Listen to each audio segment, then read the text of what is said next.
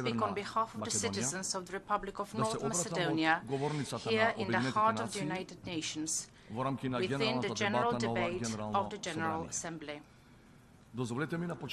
At the outset, allow me to wish every success to His Excellency Mr. Denis Francis, President of the 78th United Nations General Assembly. Every year at this time, the eyes of the world turn towards the largest gathering during which political leaders of nations elaborate on their visions for the future.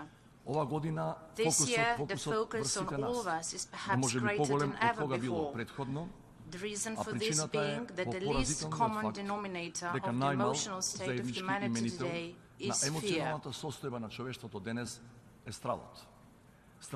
Fear of wars, famine and poverty, environmental disasters, fear for the future of our next of kin. It is an undeniable fact that international order has been shaken to its core at various points of the world. The aggression of the Russian Federation against Ukraine continues with unabated ferocity, which is flagrant violation of the Charter of the United Nations and of the principles of international law, and this in continuity. This would be the biggest security crisis after the Second World War, with global consequences that are felt more or less on all continents. With each passing day, the suffering of Ukrainian people becomes greater. Material goods are destroyed, and the danger of escalation becomes imminent. We most strongly condemn the aggression against Ukraine, as was done by a great number of members of our organization.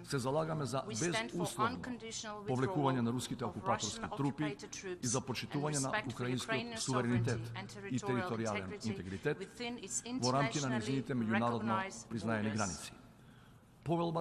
The charter of this World Assembly is crystal clear in this sense. All open issues anywhere in the world must be resolved by peaceful means, with negotiations and dialogue, and by renouncing the use of force. The war in Ukraine is the most blatant, but unfortunately not the only example of a threat against world peace and security. The global security architecture, the basis of which is this organization, is especially shaken when a state, a permanent member of the United Nations Security Council, illegally attacks another member state of the same organization.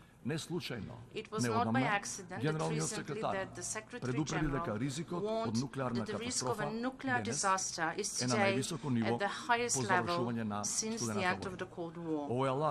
This alert, coming from the highest level of the organization, should be a wake-up call for all reasonable political leaders for a global mobilization to preserve peace, undoubtedly the biggest value of humanity. It is high time to silence the drums of war, to respect the Charter of the United Nations, led by independence, sovereignty, and territorial integrity of states as the fundamental principles and the main core reason of existence of the World Organization. Distinguished colleagues, peace is the fundament of everything. However, the world is facing challenges of various formats, and their tackling requires not only peace among states, but also mutual trust and cooperation. It is certain the trust built throughout decades, and mostly in this building, has been seriously undermined, and we will need time, efforts, and above all, political will to reinstate it. Independently of all differences existing among us, whether they be political, economic, or cultural, we must act together in the interest of peace, stability, and prosperity of current and future generations. The alternatives to dialogue among nations are frightening, and each postponing will again lead us to the same threat, with the difference that the price to be paid then will be much higher. Ladies and gentlemen, the war in Ukraine creates a state of general unpredictability and a constant loop of crisis, especially in food and energy supply. The shortage of food supplies endangers the poorest and threatens to provoke humanitarian disasters with unprecedented magnitude in many parts of the world. We give our full support to the efforts of the Secretary General to restore the agreement for export of Ukrainian grain via the Black Sea, because we find it completely unacceptable to use food and energy as weapons for the realization of military or political objectives. In parallel with the efforts for peaceful resolution of conflict, it is necessary to double the efforts for realization of the Millennium Development Goals 2030. The summit held a few days ago in the framework of this year's general debate is a step in the right direction, but it is crucial to turn words into actions. It is beyond understanding that in the third decade of the 21st century, millions of people are left without fulfillment of elementary human needs. What will our authority as political leaders be when we discuss democracy, human rights and prosperity, while at the same time, millions of people do not have access to drinking water, food or education? Ladies and gentlemen, global solidarity is not a novelty idea or a concept that needs special elaboration. I myself come from Skopje, the capital of North Macedonia, which exactly 60 years ago was struck by a devastating earthquake. Skopje rose from the ashes, among other things, thanks to global solidarity. We learned the hard way how precious a hand extended in times of trouble is. The devastating earthquake in Turkey in February of this year brought us back again to the very essence of humanism. Vulnerability when faced with natural disasters, but also the primordial need of man to help the weak and the suffering.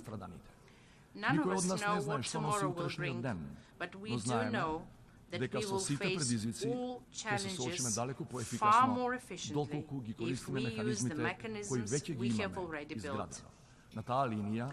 Along these lines, it is necessary to address the issue of climate change far more resolutely.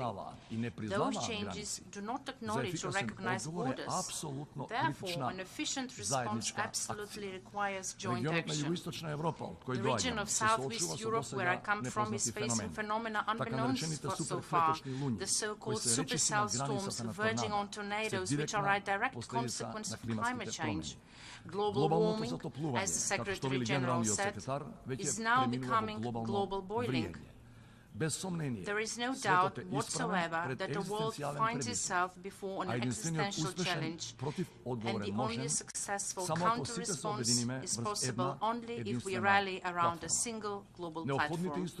The necessary instruments, such as the Climate Solidarity Pact, whereby developed economies provide financial and technical support to those in development, have already been set. An equitable transition towards a green economy is possible, but only through their adequate implementation.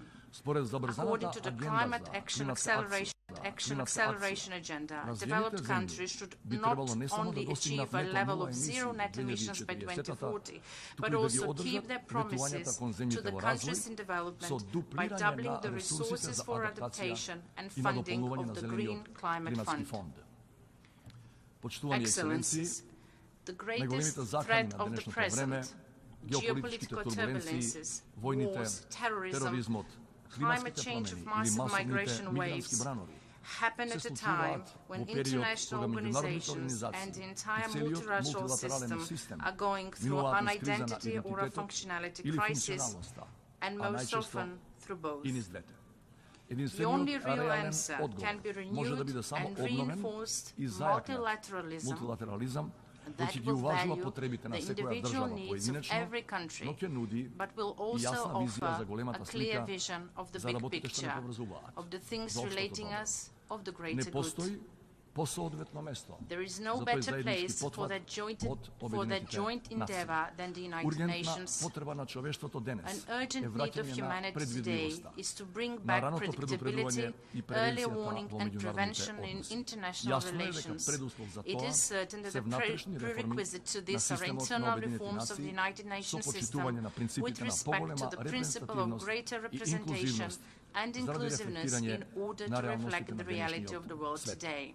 Moreover, it is necessary to establish mechanisms for better functionality, while also reducing the options for paralyzing the work of the organization. In this context, we do provide our full support to the ministerial meeting convened in preparation for the Summit of the Future to be held in 2024. Of course, the need remains to solve old problems while addressing new challenges, although some of them, like fake news and cyber threats, have already become part of our lives.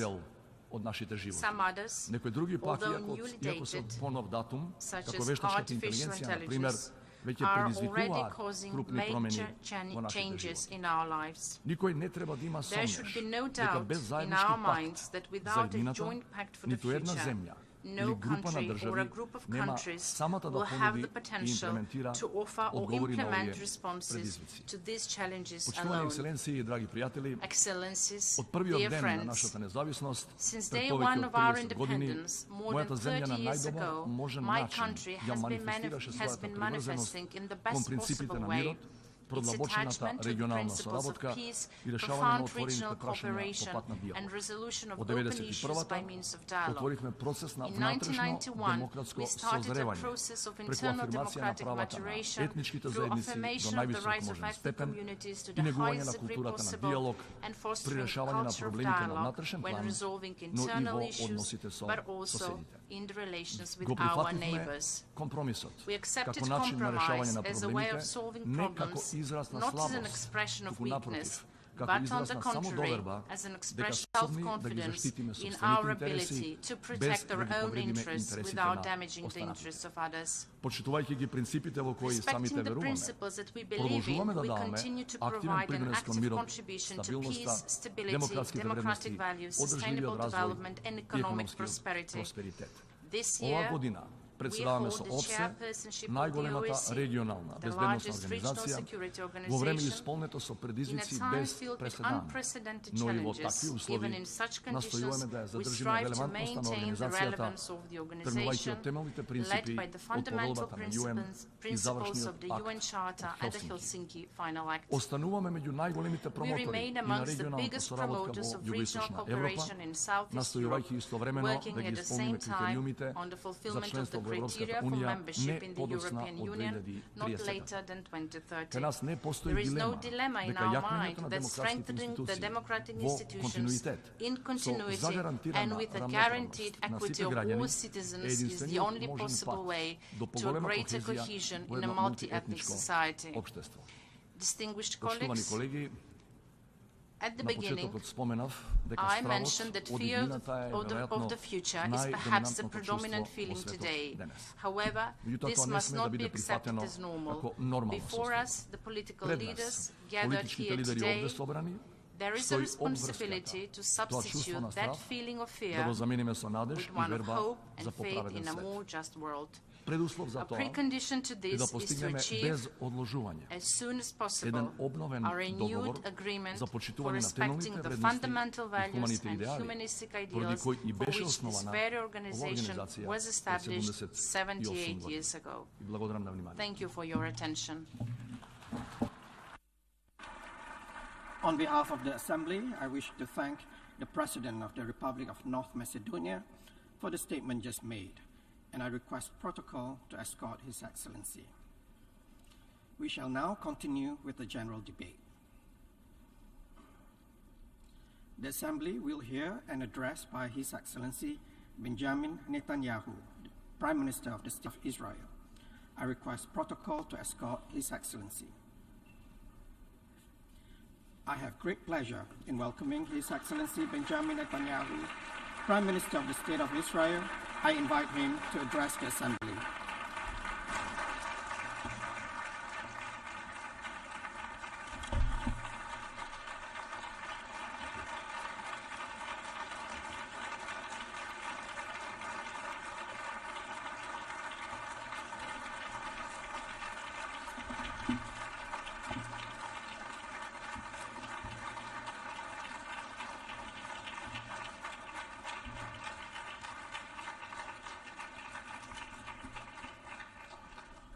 Thank you, Mr. President.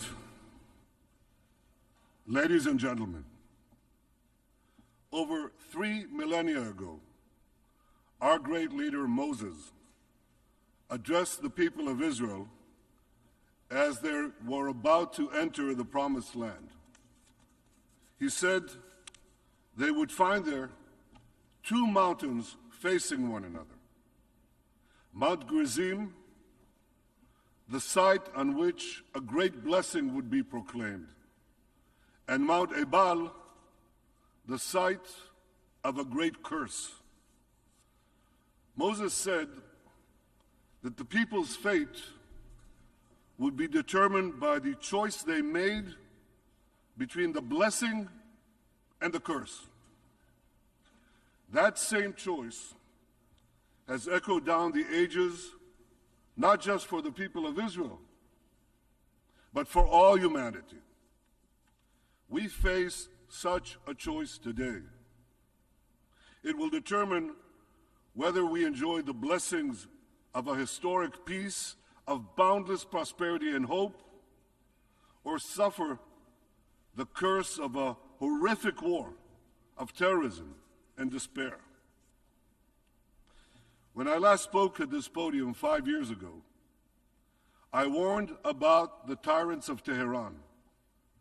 They've been nothing but a curse to their own people, to our region, to the entire world.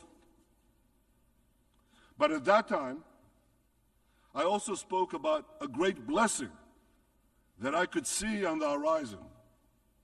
Here's what I said, quote, "The common thread of Iran has brought Israel and many Arab states closer than ever before in a friendship that I have not seen in my lifetime." I said the day would soon arrive when Israel would be able to expand peace beyond Egypt and Jordan to other Arab neighbors, end quote. Now, in countless meetings with world leaders, I made the case that Israel and the Arab states shared many common interests, and that I believed that these many common interests could facilitate a breakthrough for a broader peace in our region. Thank you.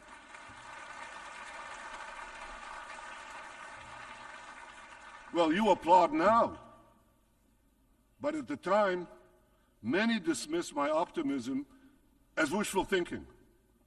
Their pessimism was based on a quarter century of good intentions and failed peacemaking. And why was this? Why were these good intentions? Why did they always meet failure? Because they were based on one false idea, that unless we first concluded a peace agreement with the Palestinians, no other Arab state would normalize its relations with Israel. I've long sought to make peace with the Palestinians, but I also believe that we must not give the Palestinians a veto over new peace treaties with Arab states.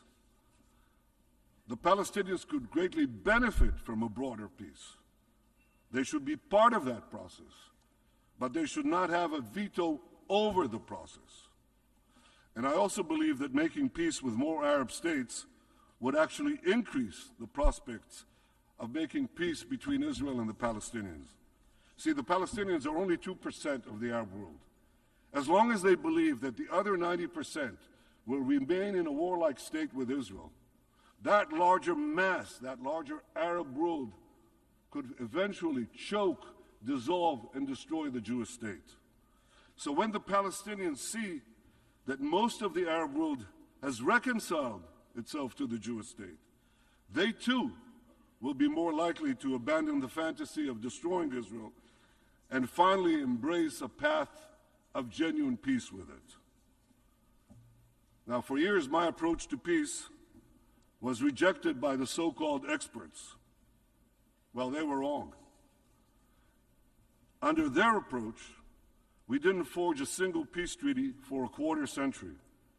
Yet in 2020, under the approach that I advocated, we tried something different. And in no time, we achieved an amazing breakthrough. We achieved 4 peace treaties, working with the United States. Israel forged 4 peace treaties in 4 months with 4 Arab countries: the United Arab Emirates, Bahrain, Sudan, and Morocco. The Abraham Accords were a pivot of history, and today we all see the blessings of those accords. Trade and investment with our new peace partners are booming. Our nations cooperate in commerce, energy, water, agriculture, medicine, climate, and many, many other fields. Close to 1 million Israelis have visited the United Arab Emirates in the past 3 years. Every day, Israelis save time and money by doing something they couldn't do for 70 years. They fly over the Arabian Peninsula to destinations in the Gulf, India, the Far East, Australia. The Abraham Accords ushered in another dramatic change. It brought Arabs and Jews closer together. We see it in the frequent Jewish weddings in Dubai, in the dedication of a Torah school in a synagogue in Bahrain, in the visitors flocking to the Museum of Moroccan Judaism in Casablanca. We see it in lessons that are given to Arab students about the Holocaust in the UAE. There's no question. The Abraham Accords heralded the dawn of a new age of peace. But I believe that we are at the cusp of an even more dramatic breakthrough, an historic peace between Israel and Saudi Arabia. Such a peace will go a long way to ending the Arab-Israeli conflict. It will encourage other Arab states to normalize their relations with Israel. It will enhance the prospects of peace with the Palestinians. It will encourage a broader reconciliation between Judaism and Islam, between Jerusalem and Mecca, between the descendants of Isaac and the descendants of Ishmael. All these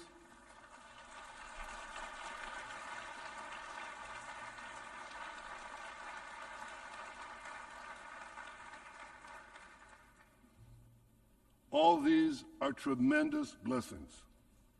2 weeks ago, we saw another blessing already in sight. In the G20 conference, President Biden, Prime Minister Modi, and European and Arab leaders announced plans for a visionary corridor that will stretch across the Arabian Peninsula and Israel. It will connect India to Europe with maritime links, rail links, energy pipelines, fiber optic cables.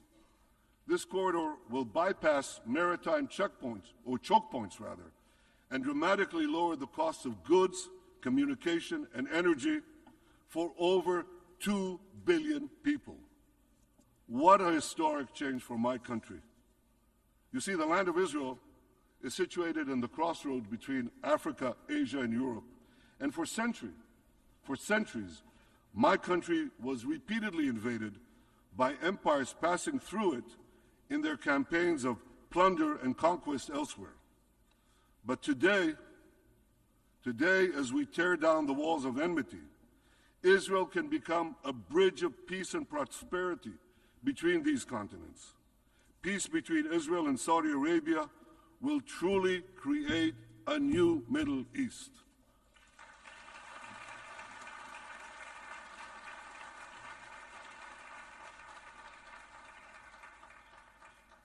To understand the magnitude of the transformation that we seek to advance, let me show you a map of the Middle East in 1948, the year Israel was established. Here's Israel in 1948. It's a tiny country, isolated, surrounded by a hostile Arab world. In our first 70 years, we made peace with Egypt and Jordan, and then in 2020, we made the Abraham Accords, peace with another 4 Arab states. Now look at what happens when we make peace between Saudi Arabia and Israel. The whole Middle East changes. We tear down the walls of enmity. we bring the possibility of prosperity and peace to this entire region, but we do something else. You know, a few years ago, I stood here with a red marker to show the curse, a great curse, the curse of a nuclear Iran. But today I bring this marker to show a great blessing, the blessing of a new Middle East between Israel, Saudi Arabia, and our other neighbors. We will not only bring down barriers between Israel and our neighbors, we'll build a new corridor of peace and prosperity that connects Asia through the UAE, Saudi Arabia, Jordan, Israel, to Europe. This is an extraordinary change, a monumental change, another pivot of history.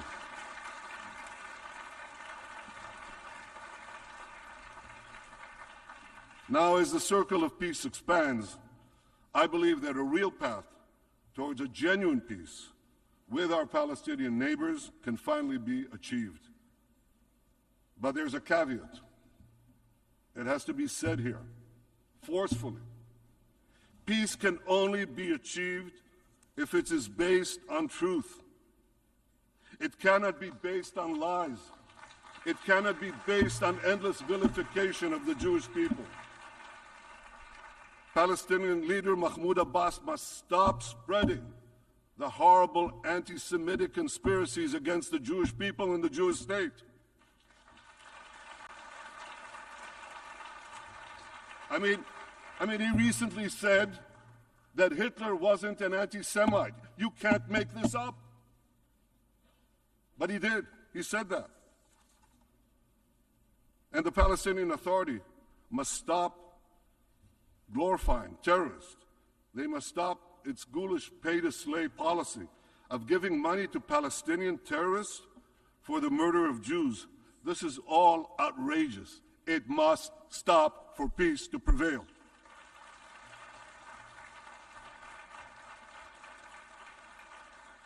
And anti-Semitism must be rejected wherever it appears, whether on the left or on the right, whether in the halls of universities or in the halls of the United Nations.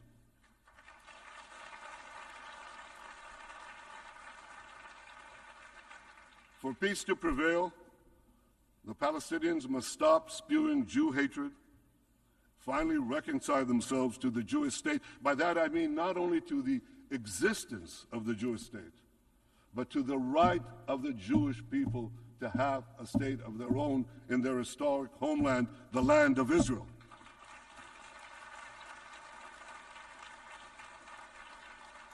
And let me tell you, the people of Israel yearn for such a peace. I yearn for such a peace.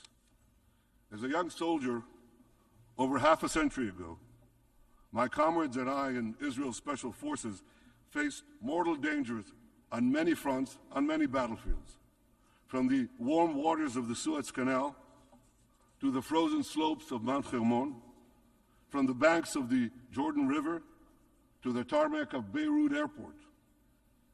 These experiences and other experiences taught me the cost of war. A fellow soldier was killed next to me.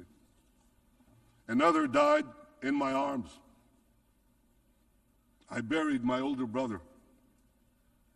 Those who have personally suffered the curse of war can best appreciate the blessings of peace.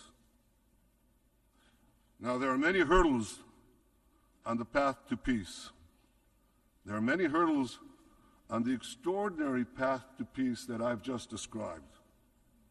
But I'm committed to doing everything I can to overcome these hurdles, to forge a better future for Israel and all of our peoples, all the peoples in our region.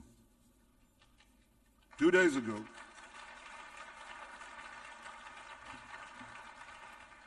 ago, I discussed this vision of peace with President Biden. We share the same optimism for what can be achieved. And I deeply appreciate his commitment to seize this historic opportunity. The United States of America is indispensable in this effort. And just as we achieved the Abraham Accords with the leadership of President Trump, I believe we can achieve peace with Saudi Arabia with the leadership of President Biden.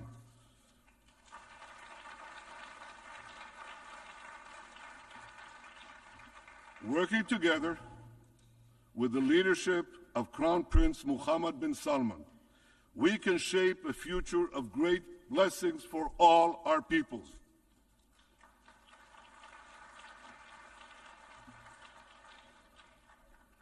Now you know, ladies and gentlemen, you know there's a fly in this ointment, because rest assured, the fanatics ruling Iran will do everything they can to thwart this historic peace. Iran continues to spend billions to arm its terror proxies. It continues to extend its terror tentacles in the Middle East, Europe, Asia, South America, even North America. They even tried to assassinate the Secretary of State of the United States of America. They even tried to assassinate the National Security Advisor of the United States of America. This tells you all you need to know about Iran's murderous intentions and Iran's murderous nature. Iran continues to threaten international shipping lanes, hold foreign nationals for ransom, and engage in nuclear blackmail. Over the past year, its murderous goons have killed hundreds and arrested thousands of Iran's brave citizens.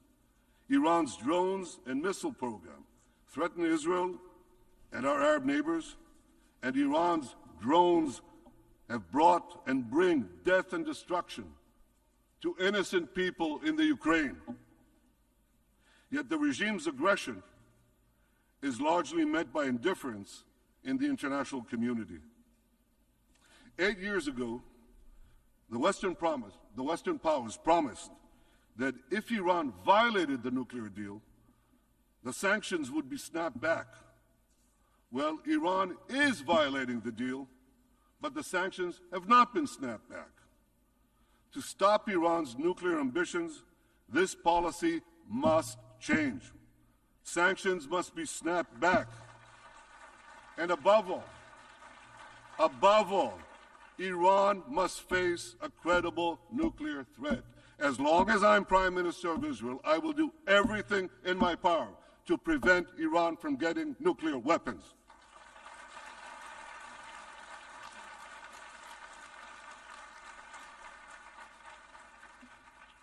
Equally, we should support the brave women and men of Iran who despise the regime, who yearn for freedom, who've gone out bravely on the sidewalks of Tehran and Iran's other cities and faced death. It is the people of Iran, not their oppressors, who are our real partners for a better future.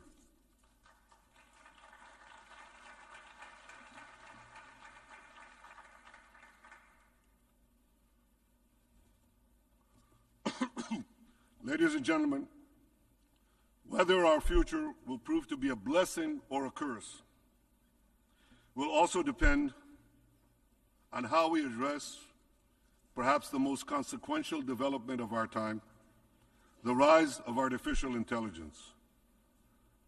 The AI revolution is progressing at lightning speed. It took centuries for humanity to adapt to the agricultural revolution. It took decades to adapt to the industrial revolution. We may have but a few years to adapt to the AI revolution. The perils are great, and they are before us. The disruption of democracy, the manipulation of minds, the decimation of jobs, the proliferation of crime, and the hacking of all the systems that facilitate modern life. Yet even more disturbing is the potential eruption of AI-driven wars that could achieve an unimaginable scale. And behind this perhaps looms an even greater threat, once the stuff of science fiction, that self-taught machines could eventually control humans instead of the other way around. The world's leading nations, however competitive, must address these dangers. We must do so quickly, and we must do so together. We must ensure that the promise of an AI utopia does not turn into an AI dystopia. We have so much to gain. Imagine the blessings of finally cracking the genetic code, extending human life by decades, and dramatically reducing the ravages of old age. Imagine healthcare tailored to each individual's genetic composition and predictive medicine that prevents diseases long before they occur. Imagine robots helping to care for the elderly. Imagine the end of traffic jams with self-driving vehicles on the ground, below the ground, and in the air. Imagine personalized education that cultivates each person's full potential throughout their lifetime. Imagine a world with boundless clean energy and natural resources for all nations. Imagine precision agriculture and automated factories that yield food and goods in an abundance that ends hunger and want. I know this sounds like a John Lennon song, but it could all happen. Imagine that we could achieve the end of scarcity, something that eluded humanity for all history. It's all within our reach. And here's something else within our reach. With AI, we can explore the heavens as never before and extend humanity beyond our blue planet. For good or bad, the developments of AI will be spearheaded by a handful of nations, and my country, Israel, is already among them. Just as Israel's technological revolution provided the world with breathtaking innovations, I'm confident that AI developed by Israel will once again help all humanity. I call upon world leaders to come together to shape the great changes before us, but to do so in a responsible and ethical way. Our goal must be to ensure that AI brings more freedom and not less, prevents wars instead of starting them, and ensures that people live longer, healthier, more productive, and peaceful lives. It's within our reach.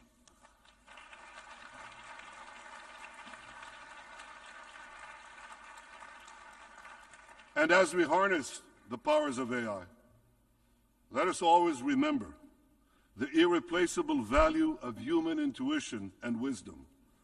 Let us cherish and preserve the human capacity for empathy, which no machine can replace. Thousands of years ago, Moses presented the children of Israel with a timeless and universal choice. Behold, I set before you this day a blessing and a curse. May we choose wisely between the curse and the blessing that stand before us this day. Let us harness our resolve and our courage to stop the curse of a nuclear Iran and roll back its fanaticism and aggression. Let us bring forth the blessings of a new Middle East that will transform lands once ridden with conflict and chaos into fields of prosperity and peace. And may we avoid the perils of AI by combining the forces of human and machine intelligence to usher in a brilliant future for our world in our time and for all time. Thank you. On behalf of the Assembly, I wish to thank the Prime Minister of the State of Israel for the statement just made, and I request protocol to escort His Excellency.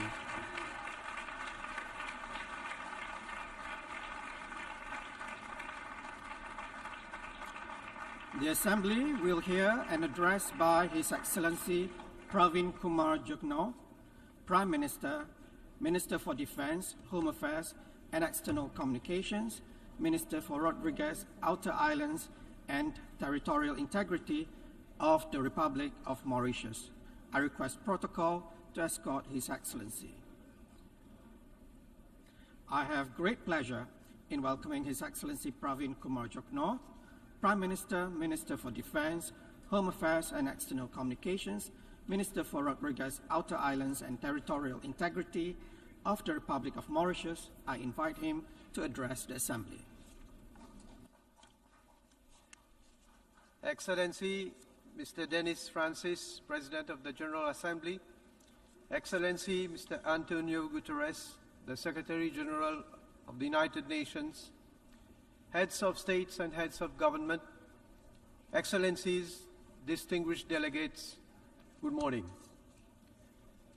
Mr. President, may I begin by congratulating you on your election as President of the 78th session of the General Assembly.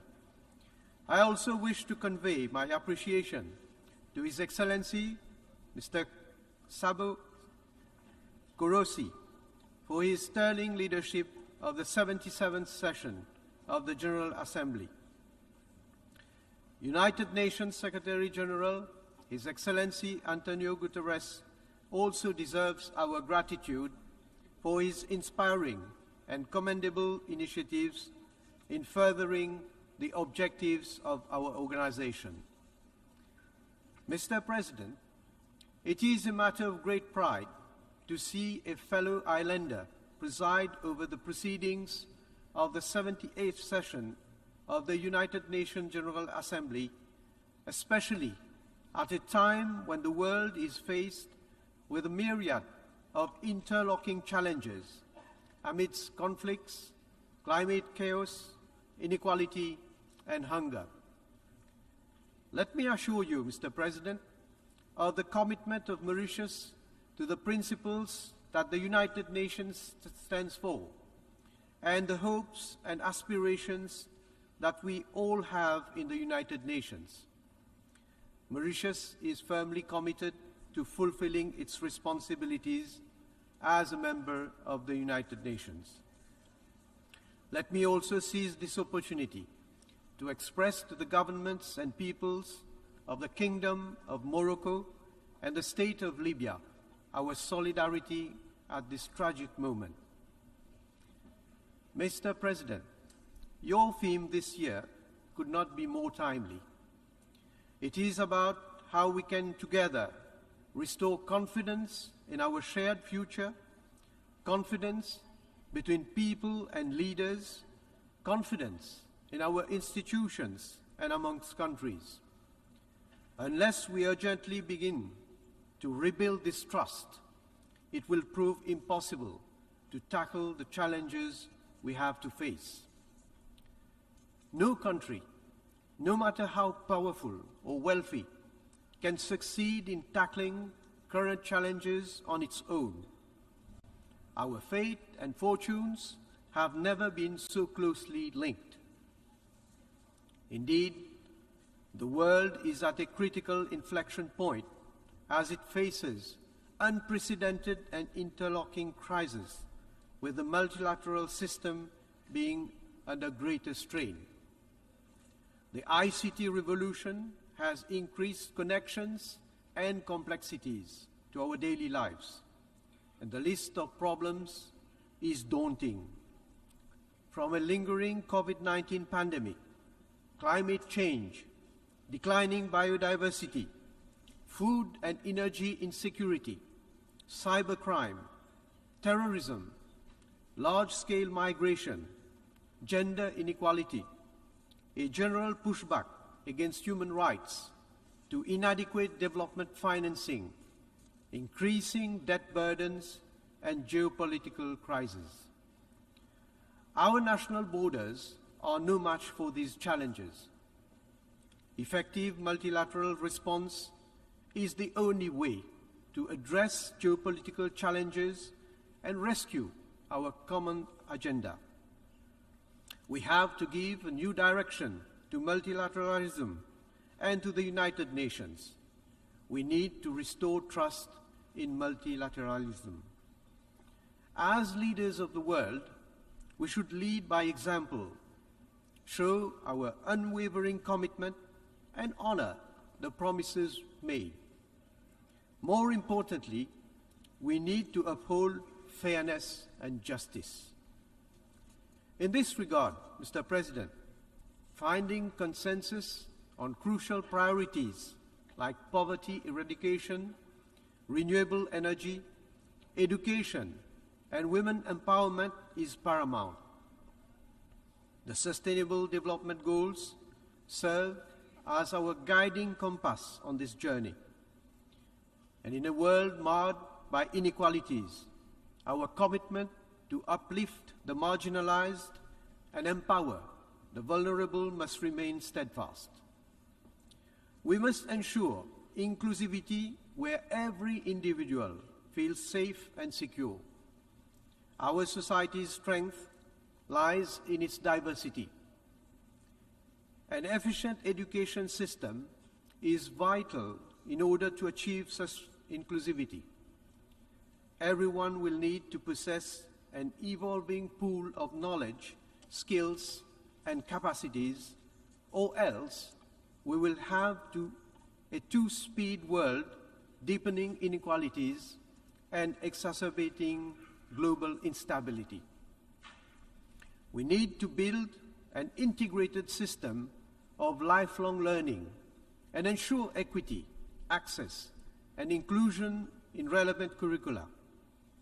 We should work together towards harnessing digital tools and increase investment in education so that it is recognized as a global public good. The surge in health challenges, from non-communicable diseases to global pandemics like COVID-19, underscores the importance of global unity. By fostering cooperation, sharing resources and expertise, we can ensure universal access to highest standard of healthcare in order to protect the vulnerable and strengthen our global resilience. Mr. President, scaled-up action to reduce emissions to align with goals set forth in the Paris Agreement is becoming imperative. Even within the 1.5 degrees Celsius goal, SIDS are facing an existential threat. Exceeding this threshold would be catastrophic. To secure a sustainable future, we must collectively phase out fossil fuel usage and hasten the just transition to sustainable energy sources, targeting net zero emissions globally by 2050. The Intergovernmental Panel on Climate Change 6th Assessment Report has already warned that further delay will mean missing, and I quote, a brief and rapidly closing window of opportunity to secure a livable and sustainable future for all, end of quote. SIDS, like Mauritius, wrestle with coastal erosion, marine pollution, and coral bleaching. Sea level rise and climate-related disasters loom large. Mauritius is facing a rise in sea level of 5.6 millimeters annually, almost twice the global average of 3.3 millimeters. These compounding challenges heighten our inherent vulnerabilities and imperil our sustainable development objectives. Mr. President, as leaders, it is our duty and responsibility to save the planet for our future generation.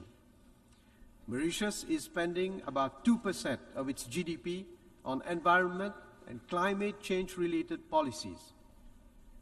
Our Climate Change Act serves as the cornerstone of our commitment to fulfilling our obligations under the United Nations Framework Convention on Climate Change, the Kyoto Protocol, the Paris Agreement, and other related instruments on climate change.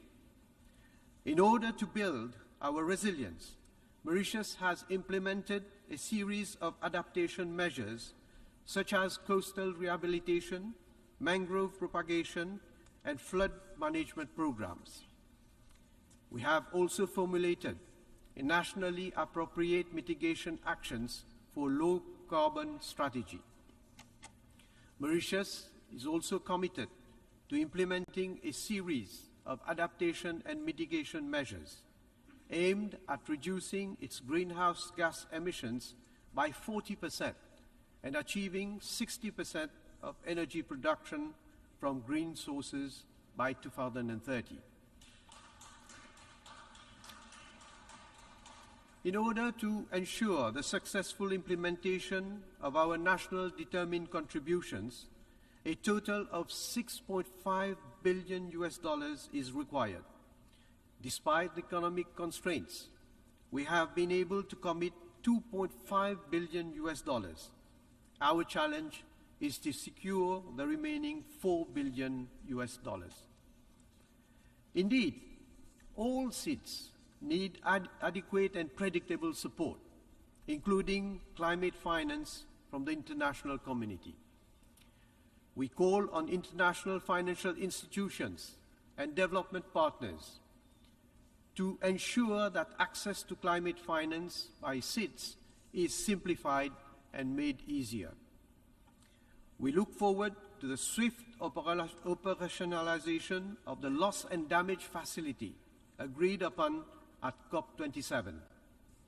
This facility represents hope for those in urgent need and cannot remain a mere promise. Developed countries must urgently deliver on their promise made 14 years ago at the Copenhagen Conference to provide climate finance of $100 billion per year. As it is, this amount is no longer sufficient, so there is a need to make the scale of climate finance commensurate with the challenge through the new collective quantified goal on climate finance. Mr. President, we urge international financial institutions to recognize that GDP per capita is not the sole measure of a country's development. We call on the international financial institutions and development partners to use the multi-dimensional vulnerability index developed by the United Nations as a tool in further integrating SIDS vulnerability into their decision-making. SIDS are hopeful that the 4th SIDS conference in Antigua and Barbuda will deliver a more focused, measurable, and fully resourced program of action that is tailored to the circumstances of SIDS. Mr. President, we look to the Summit of the Future in 2024 to address issues of financial stability, promote financial inclusion and debt sustainability, and embrace sustainability. We call for an inclusive and equitable global governance and not a finance divide. Mauritius believes firmly that the SDG stimulus and the Bridgetown Initiative can accelerate progress towards the SDGs and the Paris Agreement. Mr. President, the United Nations report, SIDS in Numbers 2017, projects that Mauritius will become a water-stressed country by 2025, barely 2 years from now. It is my government's top priority to ensure the continuous supply of clean and safe water to every citizen. We will continue to invest in water storage capacities to face the effects of climate change and achieve long-term water security. Mr. President, the ocean on which we are all dependent is a critical reservoir of marine biodiversity. Mauritius welcomes the adoption of the agreement under the United Nations Convention on the Law of the Sea, on the conservation and sustainable use of marine biological diversity of areas beyond national jurisdiction. And I'm pleased to inform that Mauritius has signed this agreement. This historic, legally binding instrument is a victory for multilateralism and international law, and a game changer towards the conservation and sustainable use of marine resources. We encourage all countries to sign and ratify the agreement so that it can enter into force as soon as possible. In the same vein, Mauritius reiterates its invitation to states, NGOs, and other stakeholders to support the marine protected area, which Mauritius will be establishing around the Chagos Archipelago. We also look forward to the finalization of the international legally binding instrument on plastic pollution, including in the marine environment, and ensure its effective implementation.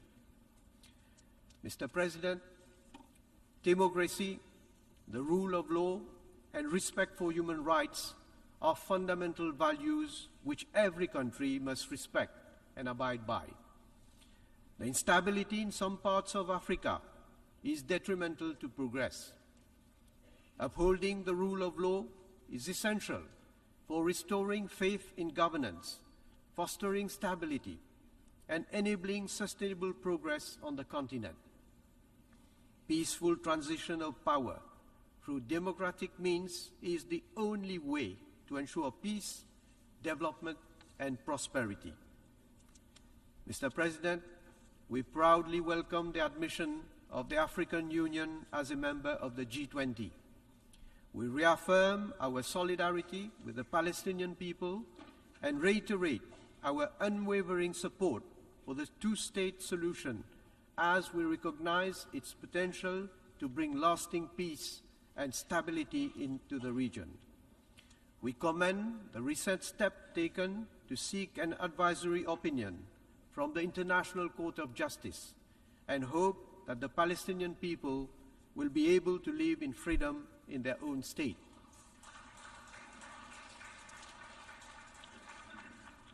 Mr. President, as we navigate through an increasingly complex path, it is crucial that we adapt our global institutions to effectively address the challenges of the 21st century. The United Nations Security Council has a vital role to play in maintaining international peace and security. However, it no longer reflects the realities of the modern world. Urgent reform of the United Nations Security Council and the revitalization of the General Assembly are essential to strengthen the United Nations for future generations.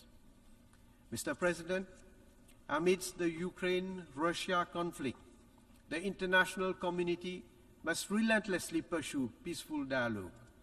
We commend African nations and other mediators for their vital role in this regard. Mr. President, it is now 4 years since the International Court of Justice gave its advisory opinion on the legal consequences on the separation of the Chagos Archipelago from Mauritius prior to its independence.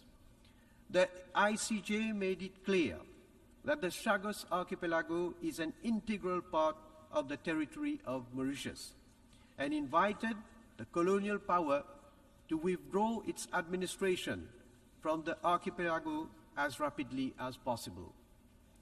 Ever since, the government of Mauritius made a strong commitment to implement a program of resettlement in the Chagos Archipelago for Mauritian nationals, in particular those of Chagosian origin who have suffered historic injustice by being forcibly removed from their birthplace. We are hopeful that soon they will be able to resettle in the Chagos Archipelago. Indeed, Mauritius and the United Kingdom have started negotiations on the exercise of sovereignty over the Chagos Archipelago on the basis of international law. We hope that these talks will lead to the completion of the decolonization process of Mauritius and enable Mauritius to implement its resettlement program. We also appeal to France to resolve the dispute over Tromelin, which forms an integral part of the territory of Mauritius, in the spirit of friendship that characterizes the relations between the two countries. Mr. President, we are at a crossroads. We do not want to be judged by the next generation for having been complacent. Let us seize this opportunity to recommit, to forge ahead the future we want for us and for our future generations. I remain confident that we will discover the common purpose needed to restore trust in our shared future. I thank you.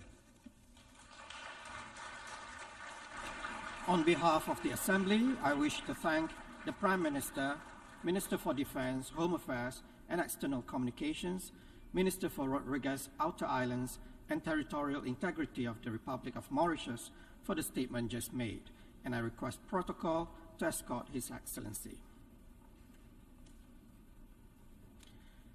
The Assembly will now hear an address by His Excellency Anwar Ibrahim, Prime Minister and the Minister of Finance of Malaysia.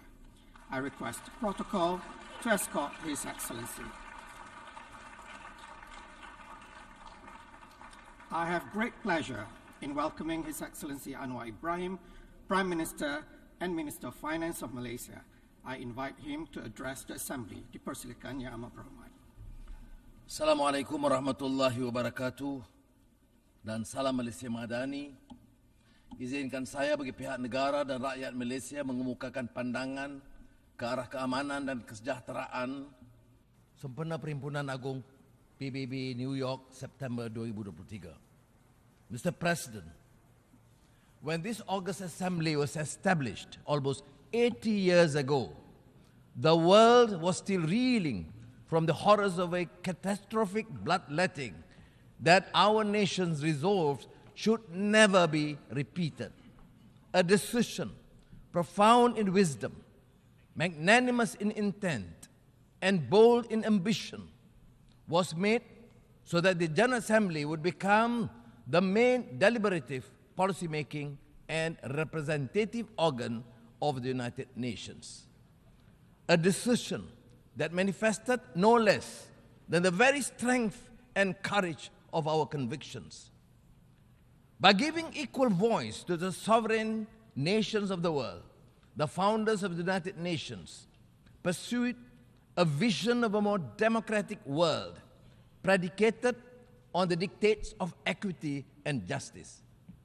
This was a vision that consigned to the past the predations of the strong of the weak, the strong over the weak, of the rich and powerful over the poor and the marginalized, and of the big powers over the rest. That vision, in my opinion, has been utterly shattered to pieces.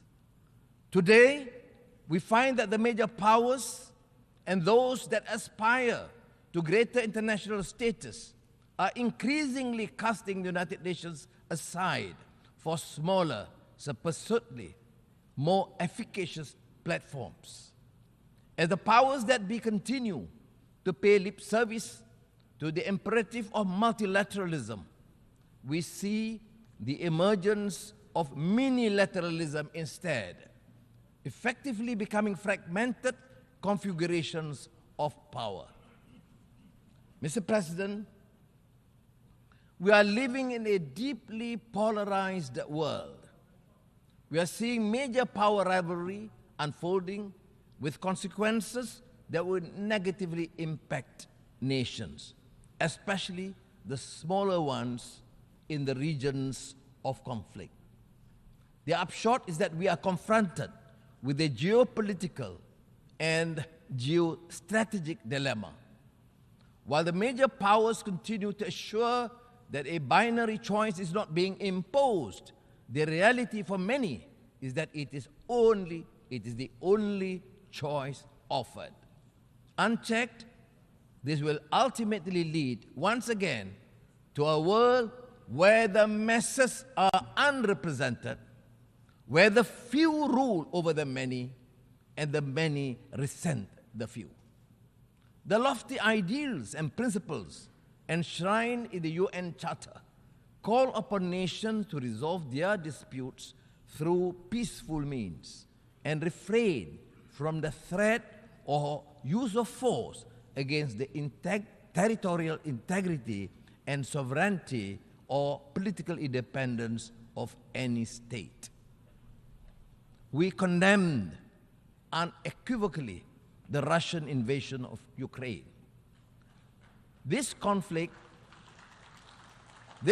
in Ukraine, for example, underscores the imperative to make peace and settle differences amicably through negotiations. Nevertheless, time is not on our side. And owing to the protracted failure to deal with this Russian-Ukraine crisis, I urge for a concerted multilateral effort led by the United Nations to resolve this. We cannot choose our neighbors, but we can choose to live in peace with them. And peace cannot happen without the cessation of hostilities by all parties. It is imperative for all parties to return to dialogue and resolve their differences through the negotiation table. The extent of the Ukraine conflict has radiated throughout the world as food prices have skyrocketed, leading to shortages and hunger, further malnutrition and despair.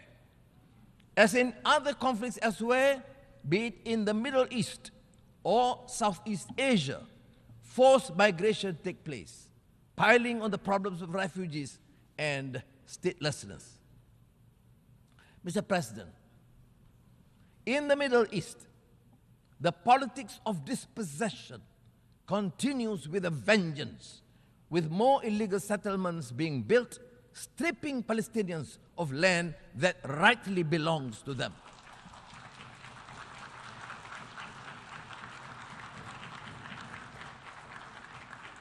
This constitutes a gross violation of international law. It also poses an insurmountable obstacle to a two-state solution, not to mention the continued killings. There is also flagrant hypocrisy in dealing with the issue of Palestine. The international community must speak up against the atrocities committed towards the Palestinians, even as they so vehemently speak out against human rights violations, injustice, and abusive regimes.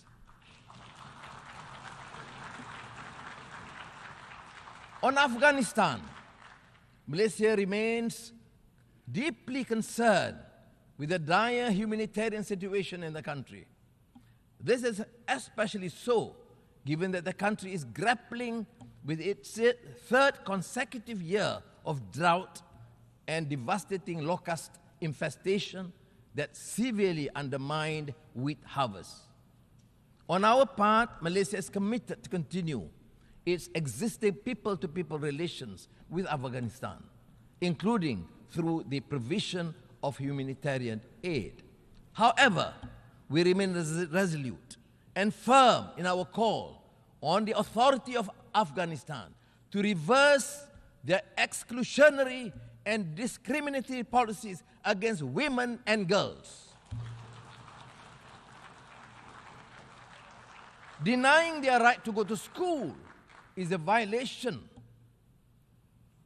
of the teachings of Islam, not to mention the UN Charter and the multilateral framework of human rights.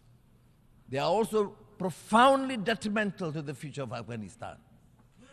Mr. President, we are deeply horrified by the continued post-coup violence and instability in Myanmar.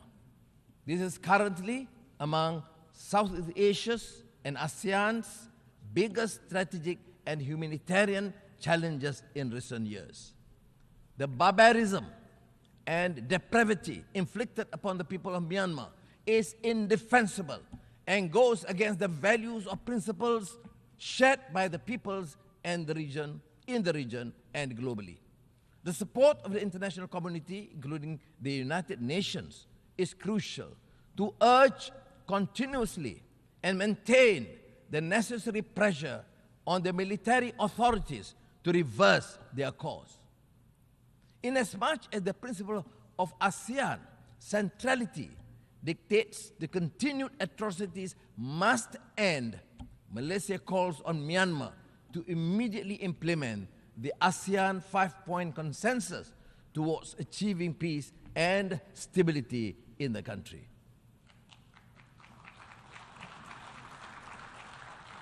ASEAN is navigating the rivalry between the major powers in the Asia-Pacific.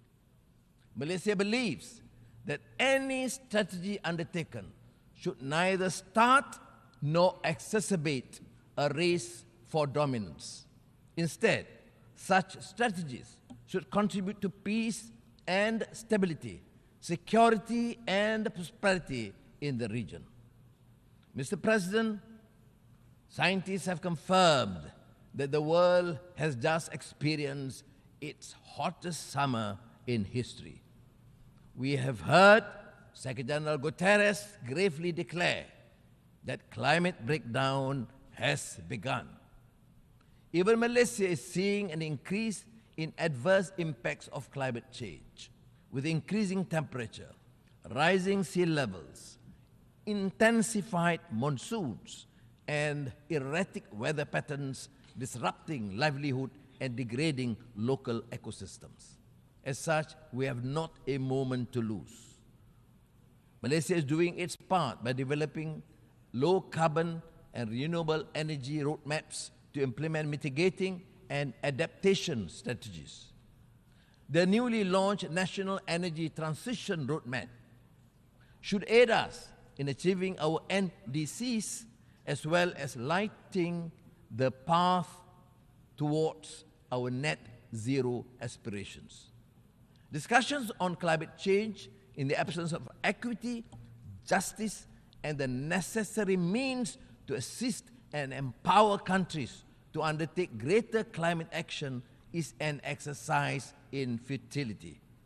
We also urge the developed countries to fulfill their commitment of mobilizing $100 billion a year to support climate ambition endeavors of developing countries while recognizing that trillions of dollars per annum will be needed in the near future. Mr. President, the 2023 SDG report has confirmed that we are falling behind, with nearly a third of the targets either at the state of inertia or worse, regressing. The global economy is also projected to continue to be weighed down by geopolitical uncertainties, supply chain disruptions, increase in commodity prices, as well as challenging financial conditions. This has widened the gap between economic growth and income, leading to a continuous disparity. As the growth in income fails to match economic growth, households become burdened with debt. We now have the super rich living side by side with the ultra poor. The contrast lies starkly in the things that matter: food on the table, shelter, access to quality education, healthcare. These factors cry out for drastic systemic reform, a total reset of global institutions that impact our lives. Or else we will continue to face widening inequality, setting apart nations and peoples. Mr. President, we are concerned over the emergence of a new form of racism characterized by xenophobia, negative profiling, and stereotyping of Muslims. This is manifested in an alarming trend of hatred, intolerance, and acts of violence against Muslims and their sanctities. We are appalled by the legitimization of these acts under the feeble defense of human rights. Quran burnings are nothing but a clear Islamophobic act intended to incite hatred.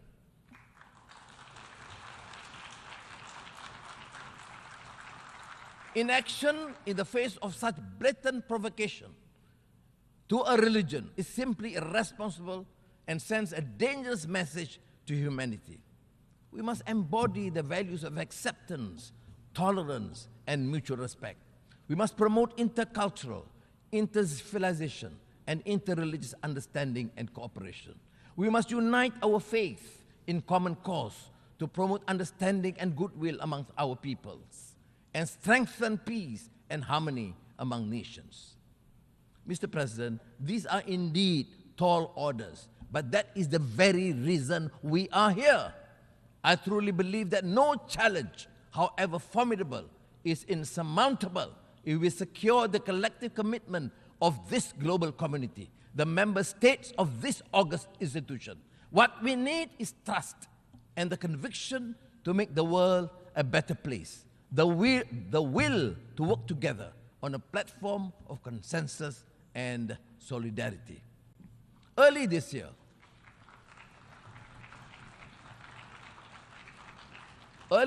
I introduced Malaysia Madani, a vision built on the pillars of core values that we believe are indispensable in any harmonious, thriving, and peaceful society.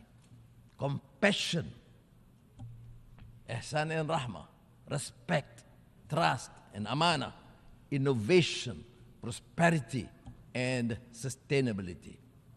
These basic principles and moral values also apply in the context of our relations with other countries.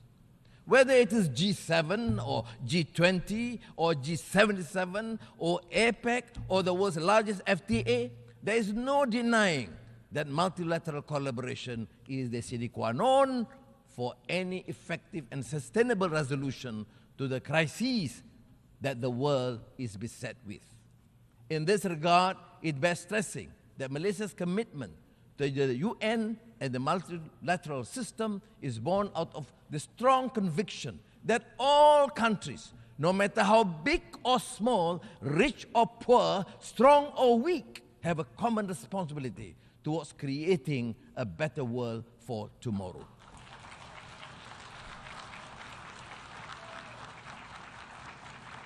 The world and our future in it is what we envision and construct it to be. Malaysia believes we can achieve this through greater trust and strengthen multilateralism. The United Nations can be the vessel to take us from despondency to a brighter future, from uncertainty to optimism, and from vulnerability to resilience. Terima kasih. Assalamualaikum. Terima kasih, Yang Amat Berhormat. On behalf of the Assembly, I wish to thank the Prime Minister and Minister of Finance of Malaysia for the statement just made, and I request protocol to escort His Excellency. The Assembly will hear an address by His Excellency Robert Abela, Prime Minister of the Republic of Malta. I request protocol to escort His Excellency. I have great pleasure in welcoming His Excellency Robert Abela, Prime Minister of the Republic of Malta. I invite him to address the Assembly. Thank you, Mr. President, Excellencies, distinguished guests, dear friends. It is indeed a privilege to be once again addressing you on behalf of the people of Malta. And as I was preparing my remarks, I was reminded of those timeless lines by the poet John Donne. No man is an island entire of itself. Every man is a piece of the continent, a part of the main. Malta is a proud island nation, but we are most definitely not an island entire of ourselves.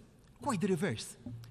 Throughout our history, we have looked outward to the world, conscious of our unique geographic position at the crossroads of Europe and Africa, consciously stepping up into a unique role, building bridges and building understanding between different traditions. Indeed, earlier this very month, we were very proud to be such a bridge, trusted by both sides to host private talks between the United States National Security Advisor and the Chinese Foreign Minister.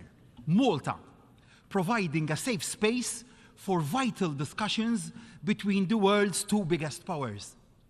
And it is to build bridges just like that, that almost 60 years ago, the Republic of Malta was admitted as a full member of the United Nations. It is a sign of confidence our fellow members have in Malta's commitment to working together for the common good, that they have elected our nation to serve on the Security Council for this year and next. It is why, embedded at the heart of our Constitution, is the active pursuit of peace, security, and social progress among all nations. Malta will always be open to the world. Malta will never turn its back on its neighbors. Malta will continue to work relentlessly with our partners in Europe and beyond to stand up for peace and the rule of law. Sadly, the need to stand up for those values has rarely been more urgent or more important than it is today. We witness Russia's violation of international law with its continued assault on Ukraine. Malta's response to the situation in Ukraine and other crises across the world is guided by the value of neutrality, which is enshrined in our Constitution. Malta's neutrality does mean that we will continue to be directly opposed to military aggression and unilateral action against members of the global community and the rule-based order. But Malta's neutrality does not mean that we are indifferent to what happens around us. We will never, and we can never be neutral when we see pain and suffering caused by an illegal invasion. And in the spirit of peace, we call on Russia to withdraw its forces from the sovereign territory of Ukraine. And we urge all nations gathered here to unite to deliver an end to the war. The tragedy of war is not just that those directly involved suffer, but that the consequences reverberate around the world. The already precarious situation of global food security has been made much worse by the invasion of Ukraine. An estimated extra 122 million people across the world pushed into hunger since 2019. Malta urges Russia to rejoin the Black Sea Grain Initiative and to stop standing in the way of vital food supplies leaving Ukraine to feed the world's most needy. Being neutral has never meant Malta ignoring the problems faced by our neighbors. We are acutely aware that many of the challenges which we face at home are best tackled together with our Mediterranean neighbors, which is why I am very proud that our capital, Valletta, will host the next summit of the EU's Med9 members in a week's time. The most pressing issue in the Mediterranean is definitely Libya. The whole peace, the full peace of our whole region depends on a lasting settlement there. Malta wishes to see a peaceful, stable, and prosperous Libya. And this through a Libyan-led political process. It is vital that the entire international community encourages this process and gives the Libyan people the support they need to overcome the instability for which they have already paid such a high price. The need to recover and also rebuild after the tragic devastation of Storm Daniel, underlies the urgency and the importance of a lasting settlement that gives all Libyans the effective government they deserve. For Malta, being a good neighbor means offering practical help. Within hours of the disaster hitting, a team from our army and our civil protection department was on the way to Libya to play their part in the rescue effort.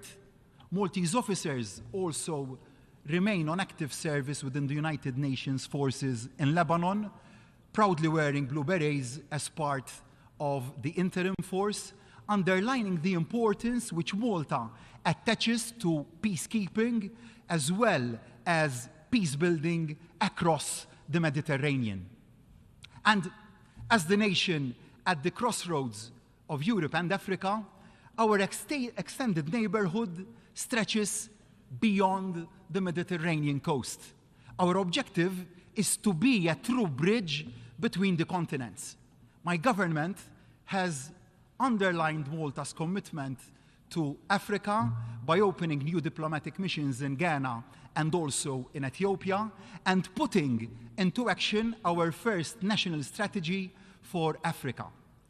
But strengthening connections doesn't just mean strengthening diplomatic ties. We have already concluded agreements with countries like Ethiopia to facilitate connectivity for businesses and people between the continents. Malta remains deeply disturbed by the dire situation in the Sahel, political turmoil, irregular migration, the jihadist attacks on the civilian population, and food insecurity. We are also particularly concerned about the current situation in Niger and underline the urgency of a peaceful resolution to the crisis. From Ukraine to Mali, Libya to Niger, it can all too often seem like we are living in an era of despair. And the problems which the world faces are indeed deep and profound. It would be all too easy and all too understandable to fall into despondency, to think that nothing can be done. But in the rest of my remarks today, I want to show that things can be done, that we can make a difference, that if a small nation like Malta can play its part in addressing the most urgent issues our world faces, then this United Nations can put in place real and effective solutions globally. I began with that famous quotation that no man is an island, and leaders cannot be an island either. Our fine words to this August Assembly must not stand alone. They must be directly connected to our actions at home and to the priorities of our people. We must show through deeds and not just words that we can address the fears as well as the hopes and aspirations of the people that we represent. One of the advantages of being Prime Minister of a small country is that you are very close to the people that you represent. You hear loud and clear what is worrying them. And one of the persistent worries that I hear is that people feel a niggling sense of insecurity. Post-pandemic, they feel that the world is a less stable and increasingly scary place. And which, with such big global forces at play, too often citizens can feel like they don't have their hands on the levers which control their future. I understand where those concerns are coming from. Addressing them is why I am into politics. It is why I am adamant that every global policy that we put in place must make a difference locally. that we can show that by working together internationally, we can deliver solutions nationally. That way, we can address what pessimists call the new age of insecurity by building a new age of security. Yet, we must be realistic. There is no magic wand. I am also realistic about what any individual nation can do. And I am also acutely aware that there is only so much a small nation can do. But if we all play our part, we can all make a difference. In short, we are stronger together. No one can feel secure about their family's future unless they feel secure about the future of the planet on which we all live and the natural world on which we all depend. The biggest threat to our planet is clearly climate change. And climate change isn't some sort of abstract problem. This is a very real emergency, the consequences of which are being felt in every part across the world. Current pledges and the current targets are not sufficient to keep the 1.5 degrees objective of the Paris Agreement within reach. Malta wholeheartedly commends the Secretary General's initiative to help states accelerate efforts at the global level. We must all play our part, and we must all work together. The time for excuses is long over. Malta is a proud maritime nation. The sea plays a profound part in Malta's national life and has a special place in the hearts of the Maltese people. Rising sea levels are a severe threat to the security, the livelihood, and indeed the very existence of island countries like ours. Securing the future of our seas and oceans is an urgent imperative of the government of Malta, which is why we have made climate and oceans the #1 priority during our term on the United Nations Security Council. And to give the debate new momentum, we made a high-level meeting on the implications of rising sea levels for peace and security, the signature event of our presidency of the Security Council last February. And we enthusiastically extend our support for the newly created coalition on addressing sea level rise and existential threats. It is not just the direct consequences of rising sea levels that we need to be concerned about. As land is degraded, freshwater shortages, displacement of people, and food insecurity all risk undermining global security, generating new conflicts and exacerbating existing ones. Rising sea levels also threaten the very territorial integrity of states as a result of coastal inundation, with a consequent danger of disputes and conflict. So, I wish to reiterate in the strongest of terms, as I already did at COP27, that no coastal state should lose any of its existing rights over its maritime zones due to rising sea levels. As a United Nations, we must preserve the sovereignty of coastal states, no matter what the ravages of the sea. As island nations, we turn to the world, but we don't turn our backs on each other. Solidarity between small island countries is a key value for Malta, and a value that we turn into practical support.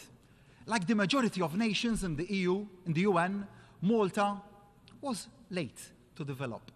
And we have experienced many of the same challenges which are currently being faced by developing countries. That's why we have made raising awareness of the unique vulnerabilities of small island developing states a top priority. And why? Supporting sustainable development for small island developing states is a cornerstone of our foreign policy.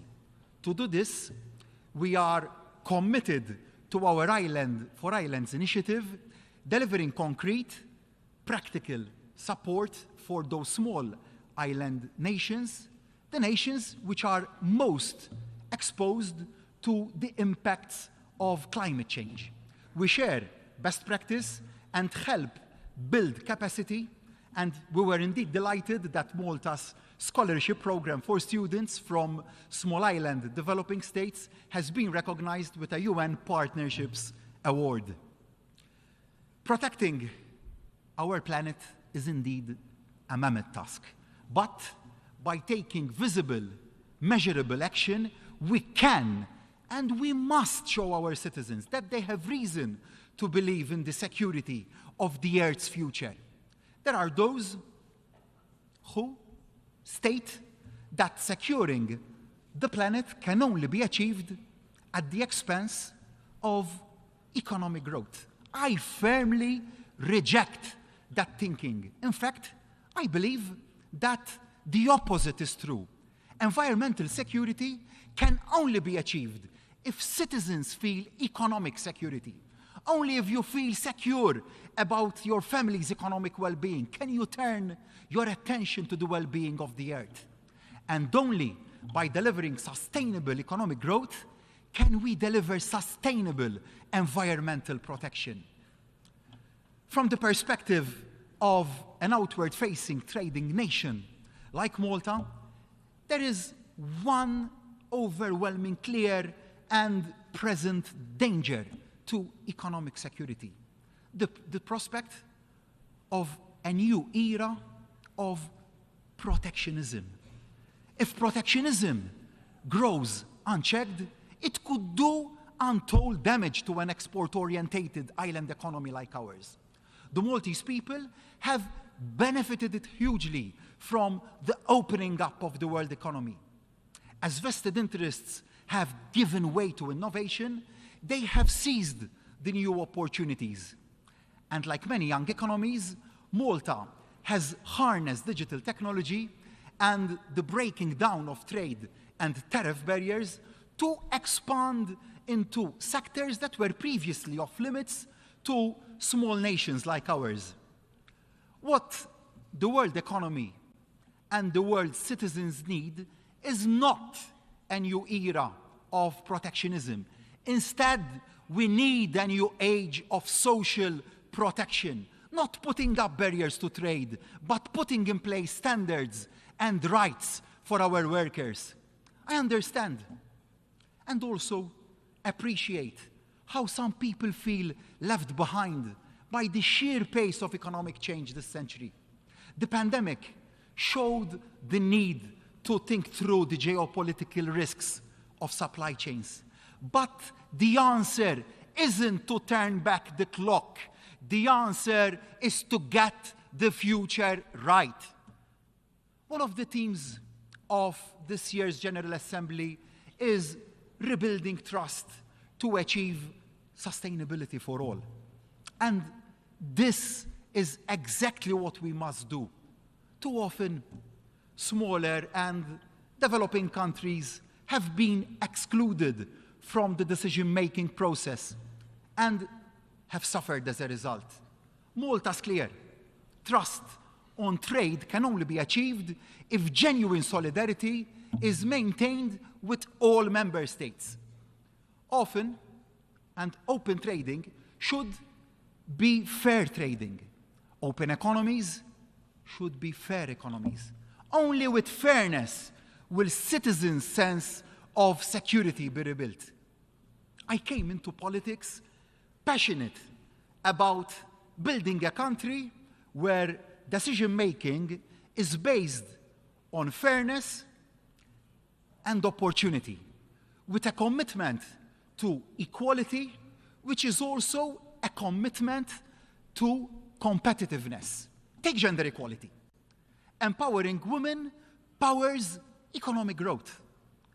One of our government's proudest moments and achievements is the introduction of free childcare that has enabled more parents to re-enter the workforce, increasing women's economic power and increasing growth for the economy as a whole. I am also proud to be speaking to you in the same month that Malta hosted a hugely successful Europride, crowning recognition for the transformation in our nation's approach to LGBTIQ+ rights that has taken place since my party was returned to government, and a huge boost for our island's profile and also our island's economy. And take closing the digital divide, equipping more citizens of all ages and from all backgrounds with the digital skills that they need, which both increases their individual earning and adds to the nation's productivity, which is why we've extended ICT as a compulsory subject in all our upper secondary schools. So, Malta calls on the international community to work harder to ensure that the digital divide is narrowed, not just within each nation, but also globally. Similarly, upholding the rights of the child, as enshrined in the UN Convention, is of paramount importance to Malta. We work very hard to ensure that each and every child has the opportunities they deserve, no matter what the circumstances of their birth.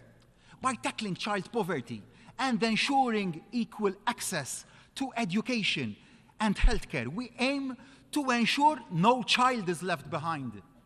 Rightly, it is a moral imperative, but it is also an economic one.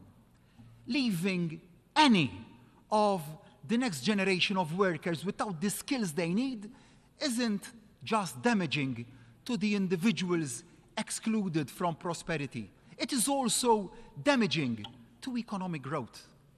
None of us can feel secure unless each and every child in our societies is safe and secure. One significant manifestation of the feeling of insecurity has been the number of people facing mental health difficulties. None of us can feel secure unless we know that mental health is taken as seriously as physical health by our healthcare systems. Even if we don't have mental health issues ourselves, knowing that care and support is there should we or those we care for needed is part of the reassurance that an active state should provide. To help provide that reassurance, in Malta, we have implemented a comprehensive mental health strategy to build capacity, address causes, and offering continuing support to individuals with mental health needs and also to their families. Through initiatives like the National Mental Health Helpline launched last year, offering a one-stop 24/7 resource to connect patients with the services that they need. And one of the biggest drivers of mental health worries is the fear of the future. Indeed, none of us can feel secure about our lives if we don't feel secure about what is coming tomorrow. Right now, one of the biggest fears many have is of technology. We have lived through 2 decades of unprecedented change, from the basic mobile phone and text messaging to smartphones and face recognition. It can often seem like society has lost control, that the technology itself is in charge. And now, with the advent of generative artificial intelligence, the risk is that that seems truer than ever.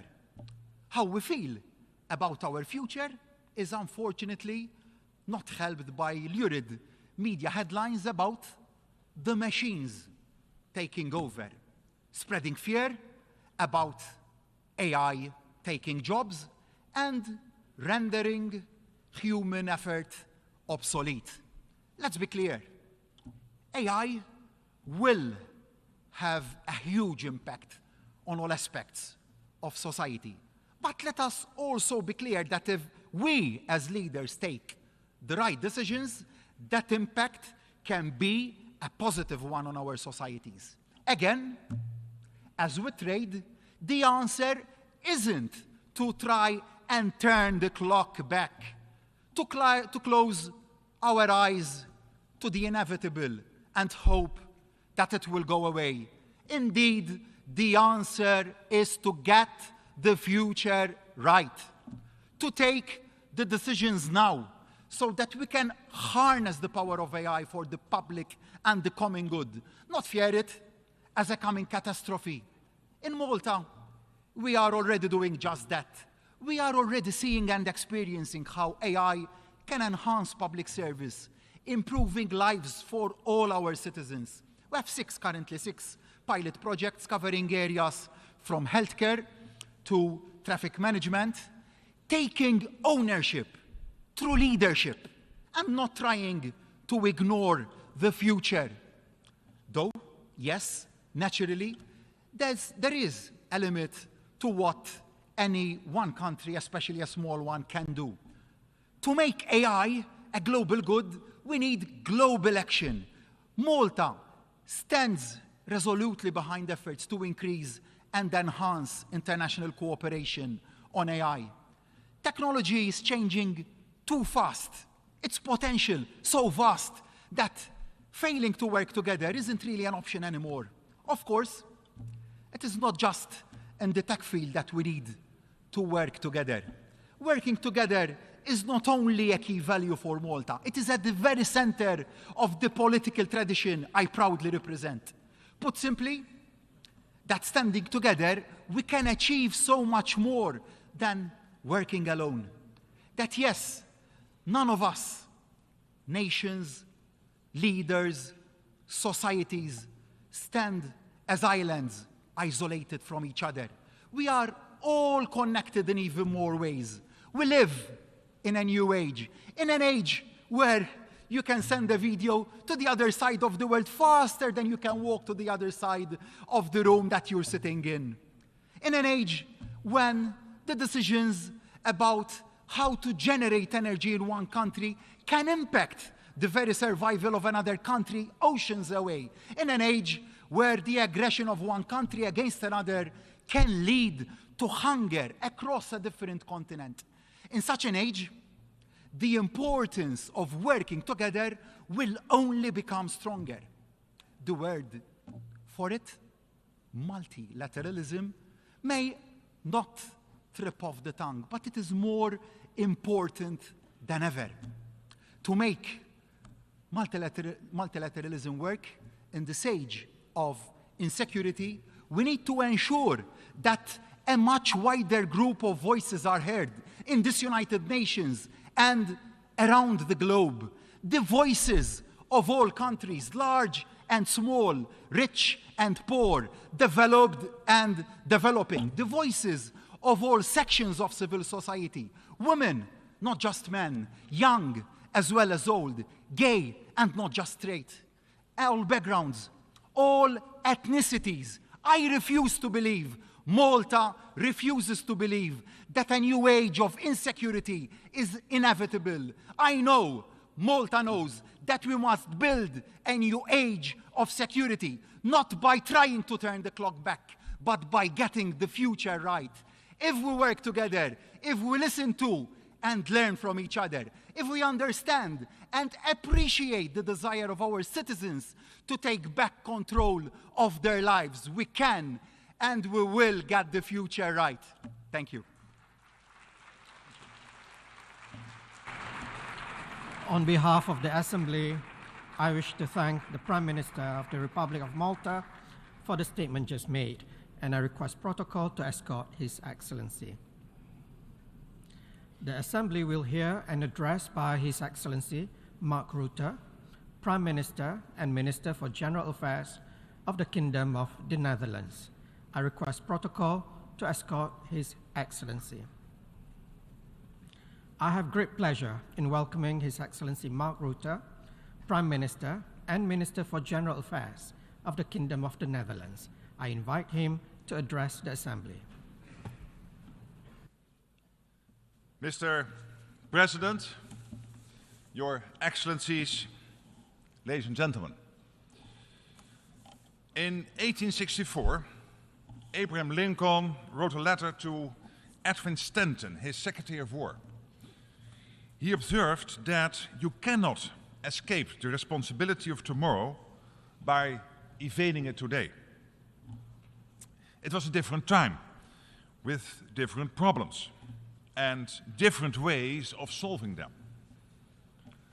A lot has changed since then, and yet Lincoln's words remain as relevant as ever. They show that responsibility has always been a watchword, because our very future depends on whether we choose or refuse to take responsibility. Today, there's no time to be lost. There's never been so much at stake at one time. We must combat climate change, fight hunger and poverty, and protect peace and security in many places all over the world. It's human nature to prioritize the issues that affect us most directly. Let's be honest, that goes for all of us here today. Every one of us has come here to discuss the issues we face in our own countries. But if you look beyond our borders, we see that none of those issues stand alone. All the big issues of our time intersect. Their impact is global. Take climate change, or poverty, or conflict. These issues are all related, and we are all affected by them, though perhaps not always in the same way. In Europe, peace has been shattered by Russian aggression. And yes, I am asking once again for your support in ending this terrible war. And at the same time, I realize that some of you are thinking, what about our own challenges? What about our own security? Will you support us there as well? I understand how you feel, and you're right.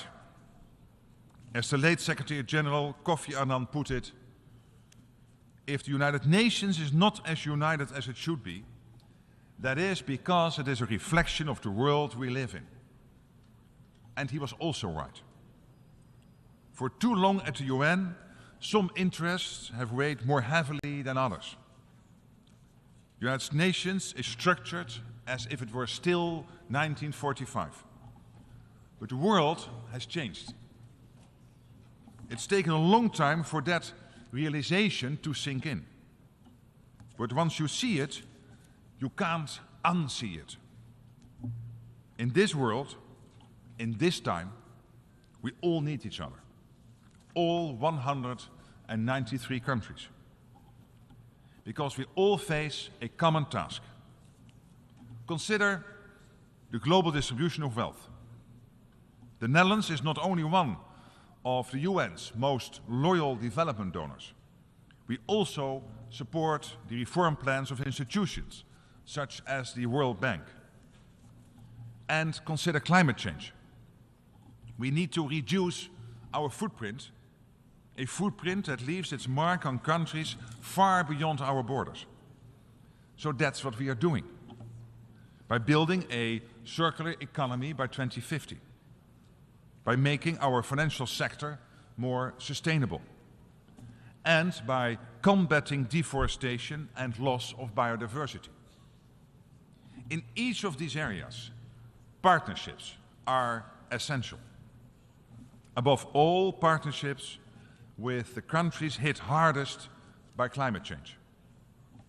Today, I will speak with several small island development states about climate adaptation, about ways of exchanging knowledge, expertise, and innovative solutions.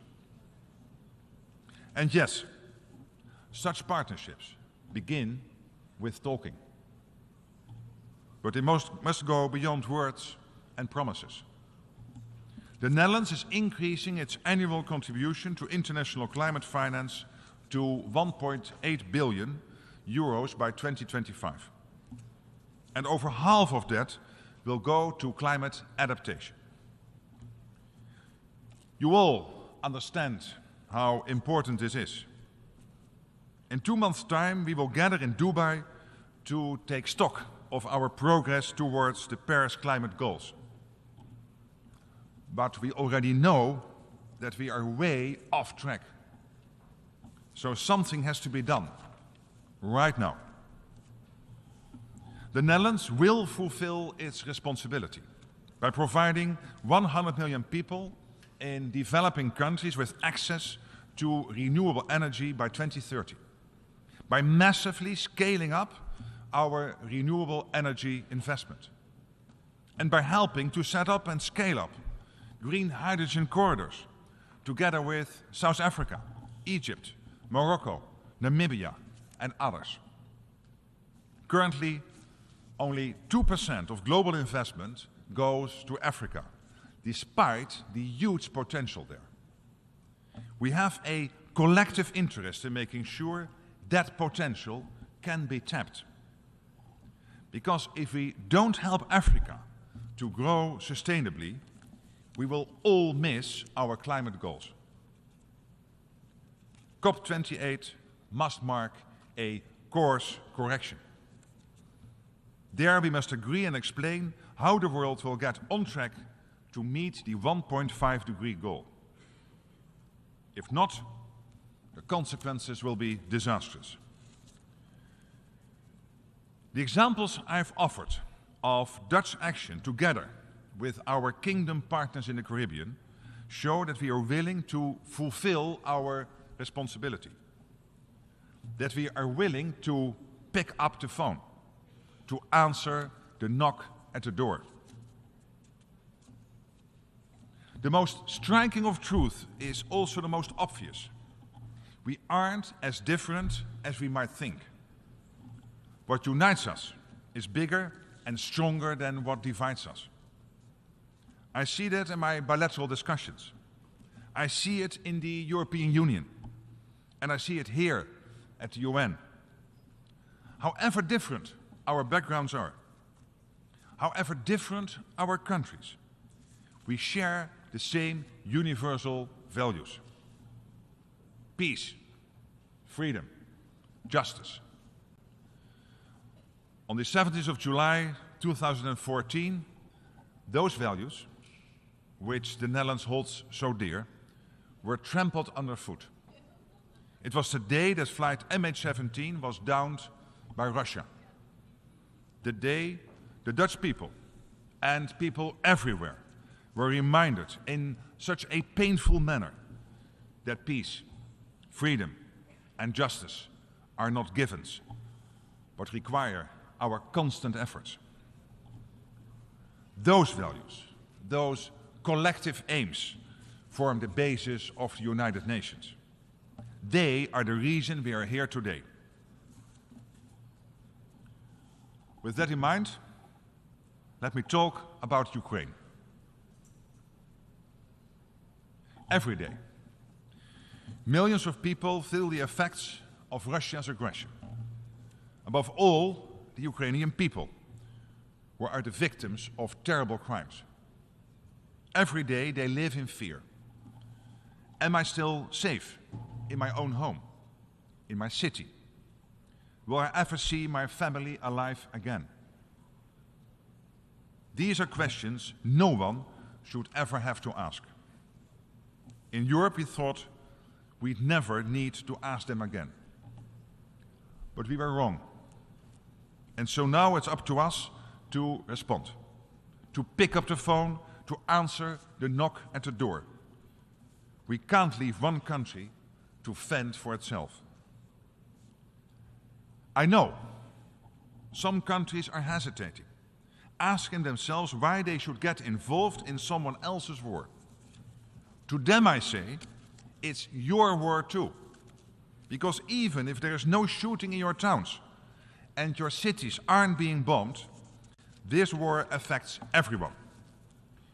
People in vulnerable countries know exactly what I'm talking about. The global food supply is being used as a weapon of war, and food prices are soaring. Millions of people are being pushed back into poverty and hunger. And it's precisely the most vulnerable countries that are being hit the hardest. You won't find them on the official casualty list. But those countries and the people who live there are also the victims of Putin's aggression. Russia's conduct goes against everything that we in the UN stand for. That alone is reason enough to take action.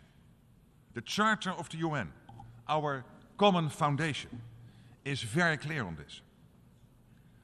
When push comes to shove, we can't neglect our duty because it's not convenient, because we have other things on our minds, or because it seems too hard. No, no, no. The Charter is intended for moments like these, for a time and a place like this. The General Assembly of the United Nations is the ultimate time and place to hold each other to account, to remind each other of our responsibilities. That goes for all of you, and that goes for me too. I've explained how the Netherlands will fulfill its responsibility. You can hold us to that, and you can call us to account for our actions. And in the same way, I'm calling on you. Speak out against Putin and Russia's violation of the UN Charter. Support the peace plan. Support Ukraine, even if it takes time, even if there are setbacks, especially if it takes time and there are setbacks. And tell Russia to give back the stolen children of Ukraine. Some countries feel they are supporting peace in Ukraine simply by calling for an immediate ceasefire. They think that this will help end the war, that peace, freedom and security will return automatically. They see it as an expression of nuance. They want to see the good in others. They don't want to point the finger of blame. In the case of the war in Ukraine, there is no shared blame. There is no doubt about who the perpetrator is and who the victim. Russia attacked Ukraine, a sovereign nation, not the other way around. So there can be no shared solution. Russia is the aggressor here, and it is not Ukraine supporters that are prolonging the war.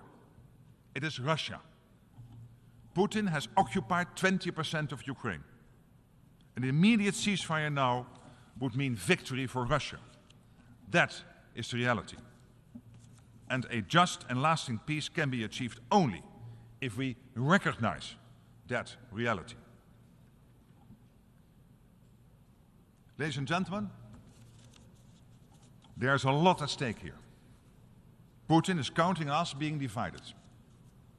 He is counting on us ending our support as the war drags on longer and costs more than we thought. He is counting on us losing interest and returning to our own problems. This is Putin's strategy. And now that push has come to shove, we must show that we have learned from the past, that we will all pick up the phone, that we will all answer the knock at the door, that we will all fulfill our responsibility. Thank you. On behalf of the Assembly, I wish to thank the Prime Minister and Minister for General Affairs of the Kingdom of the Netherlands for the statement just made. and I request protocol to escort His Excellency. The Assembly will hear an address by His Excellency Anwar ul-Haq Kakar, Prime Minister of the Islamic Republic of Pakistan. I request protocol to escort His Excellency. I have great pleasure in welcoming His Excellency Anwar ul-Haq Kakar, Prime Minister of the Islamic Republic of Pakistan. I invite him to address the Assembly.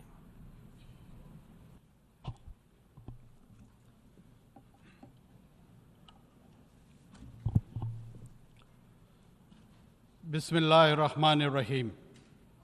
Mr. President, Excellencies, Head of State, Government and delegations, ladies and gentlemen, on behalf of the government and people of Pakistan, I convey to you, Mr. President, our warm congratulations on your elections to guide the work of this historic session of the UN General Assembly. I'm confident that your vast diplomatic experience and the sunny disposition of your beautiful island country will enable you to steer this assembly to a most successful conclusion. Mr. President, we are meeting at a tense and pivotal moment in modern history. Conflicts rage in Ukraine and in 50 other places around the world. Tensions between the global powers have continued to escalate. We see the rise of new and old military and political blocs. Geopolitics is resurging when geoeconomics should have primacy in the world. The world cannot afford Cold War 2.0. There are far greater challenges confronting humankind which demand global cooperation and collective action. The world's economic prospects also appear gloomy. Global growth is slow. High interest rates could trigger a recession. A succession of exogenous shocks, COVID, conflict, and climate change have devastated the economies of many developing countries. Many countries of the global south have barely managed to stave off defaults.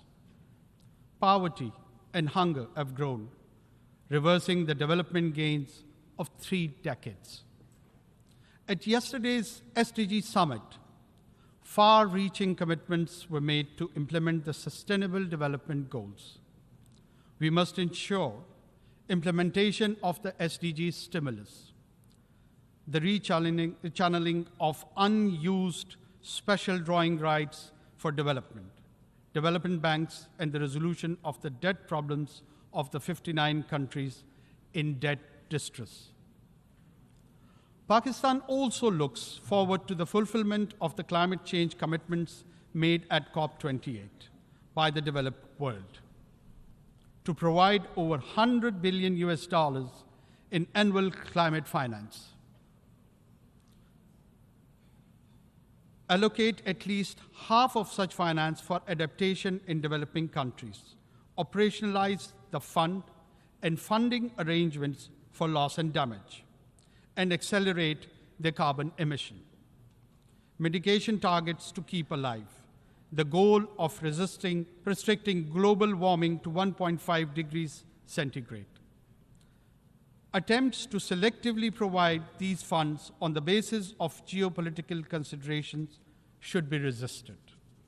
Mr. President, Pakistan's triple food, fuel, and finance challenge is a prime illustration of the impacts of COVID, conflicts, and climate on developing countries.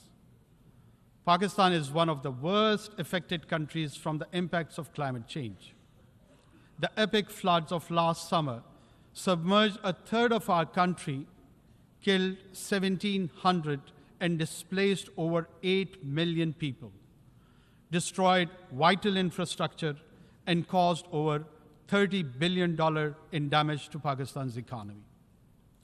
Pakistan is gratified by the commitment of over $10.5 billion for Pakistan's comprehensive plan for recovery, rehabilitation, and reconstruction with resilience. The 4RF plan at the Geneva conference last January.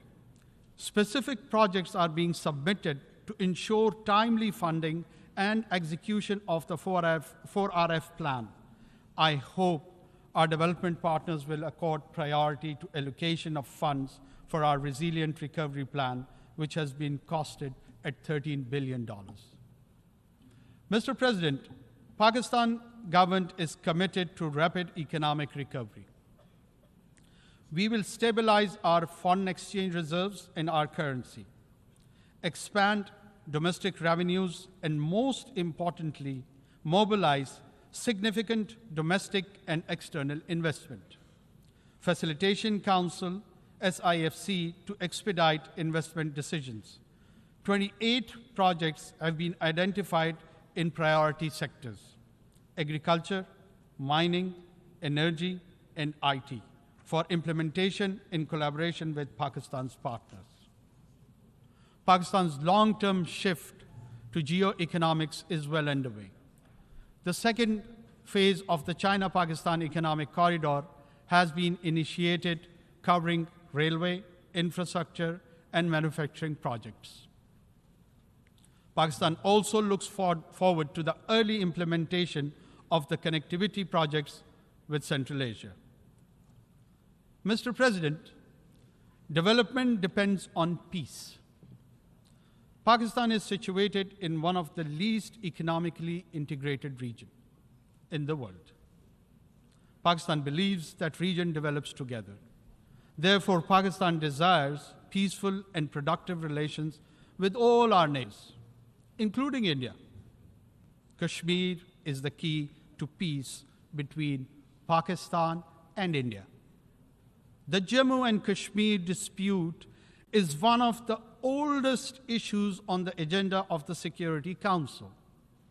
India has evaded implementation of the Security Council's resolutions, which call for the final disposition of Jammu and Kashmir to be decided by its people through UN-supervised plebiscite. Since 5th August 2019, India has deployed 900,000 troops in illegally occupied Jammu and Kashmir to impose the final solution for Kashmir. To this end, India has imposed extended lockdowns and curfews, jailed all genuine Kashmiri leaders, violently suppressed peaceful protests, resorted to extrajudicial killings of innocent Kashmiris in fake encounters, and so-called cordon and search operations, and imposed collective punishments destroying entire villages. Access to occupied Kashmir, demanded by the UN High Commission for Human Rights and over a dozen special rapporteurs, has been denied by New Delhi. Mr. President, the UN Security Council must secure the implementation of its resolution on Kashmir. The UN Military Observer Group for India and Pakistan should be reinforced. Global powers should convince New Delhi to accept Pakistan's offer of mutual restraint on strategic and conventional weapons. Mr. President, peace in Afghanistan is a strategic imperative for Pakistan. Pakistan shares the concern of international community with respect to Afghanistan, particularly the rights of women and girls. Yet we advocate continued humanitarian assistance to a destitute Afghan population, in which Afghan girls and women are the most vulnerable, as well as revival of the Afghan economy and implementation of the connectivity projects with Central Asia. Pakistan's first priority is to prevent and counter all terrorism from and within Afghanistan. Pakistan condemns the cross-border terrorist attacks against Pakistan by the TTP, Daesh, and other groups operating from Afghanistan. We have sought Kabul's support and cooperation to prevent these attacks. However, we are also taking necessary measures to end this externally encouraged terrorism. Mr. President, Pakistan welcomes the progress made towards ending the conflicts in Syria and Yemen. In particular, we warmly welcome the normalization of relations between the Kingdom of Saudi Arabia and the Islamic Republic of Iran. Unfortunately, the tragedy of Palestine continues, with Israeli military raids, airstrikes, expansion of settlements, and eviction of Palestinians. Durable peace can be established only through a two-state solution and the establishment of a viable and contiguous Palestinian state within the pre-June 1967 borders, with Al-Quds al-Sharif as its capital. Mr. President, UN peacekeeping has been a success story. Over more than 6 decades, Pakistan has contributed 230,000 peacekeepers in 47 missions across the world.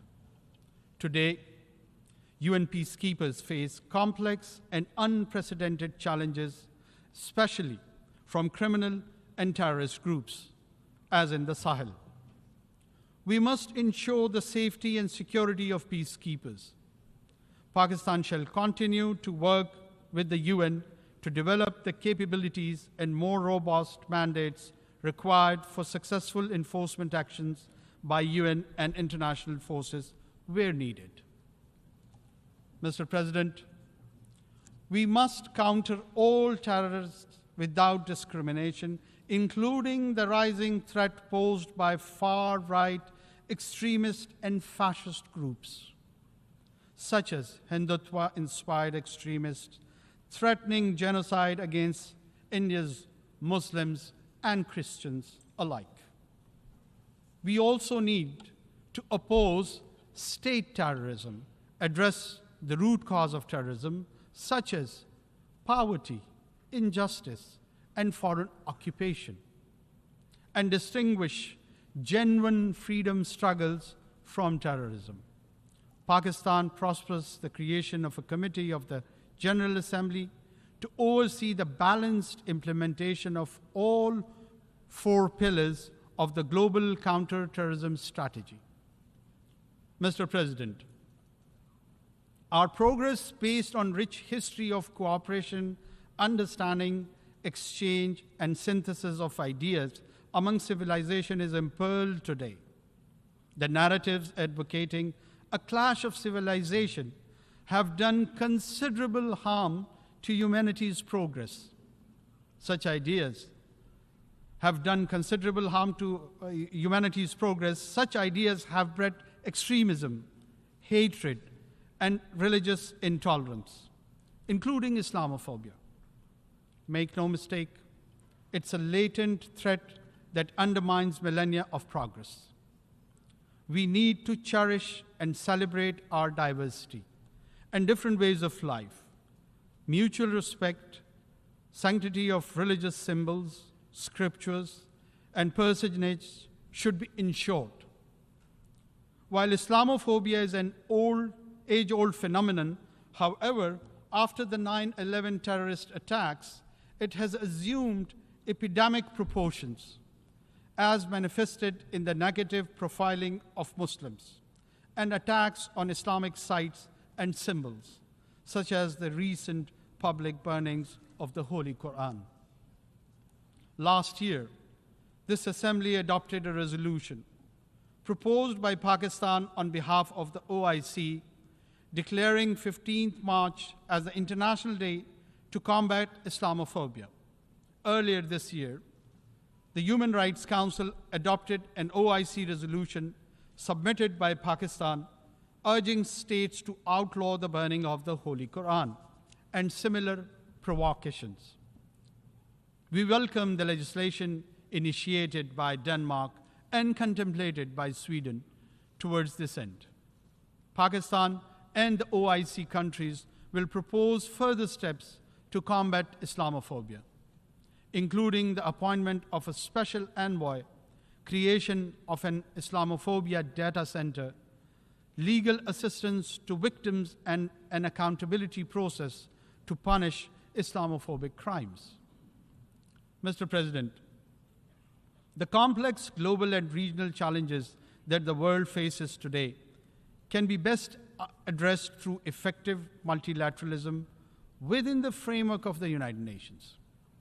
However, multilateralism is being eschewed due to the unilateral policies of and strategic rivalry and tensions between global powers. Pakistan will continue to work actively to strengthen multilateral institutions and enhance global cooperation. Pakistan looks forward to continuing negotiation on the scope and elements of the Summit of the Future and the Pact for the Future, building on the convergence that emerged in earlier consultations. The summit's preparatory process must not disrupt existing negotiating processes, such as the intergovernmental negotiations on the reform of the Security Council. Mr. President, Pakistan does not believe in elitism.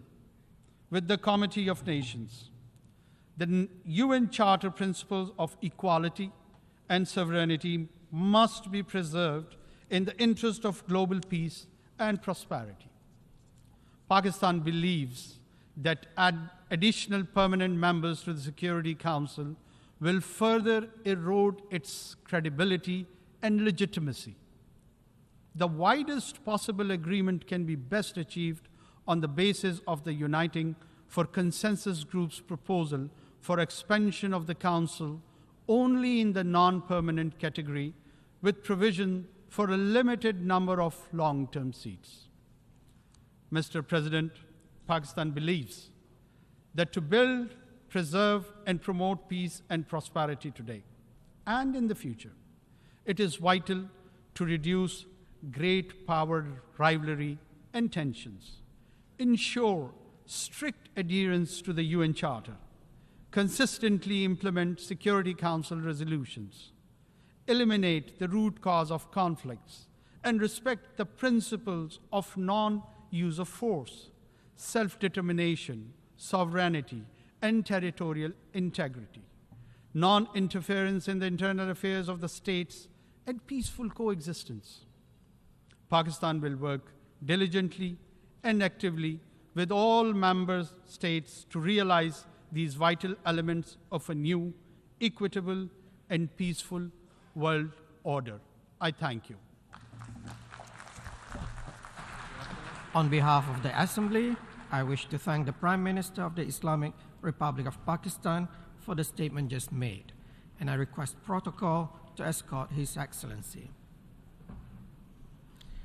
The Assembly will hear an address by Her Excellency Mia Amor Motley, Prime Minister, Minister for National Security and the Public Service, and Minister for Finance, Economic Affairs and Investment of Barbados. I request protocol to escort Her Excellency.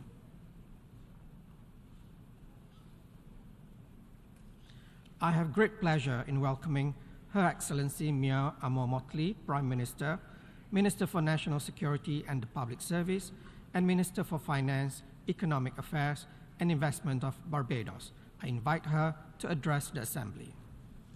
Thank you very much, Mr. President, and I'd like at the outset to congratulate my dear brother from Trinidad and Tobago for his assumption of the office of the presidency of this General Assembly. I'd also like at the outset to thank the Honorable Secretary General for his continued determination and holding us and the rest of the world to the principles that are sacred to this august institution. The truth is that the speech which he delivered at the beginning of this General Assembly can be adopted wholesale by the government and people of Barbados because it reflects our aspirations and it reflects our view of the current status of the world.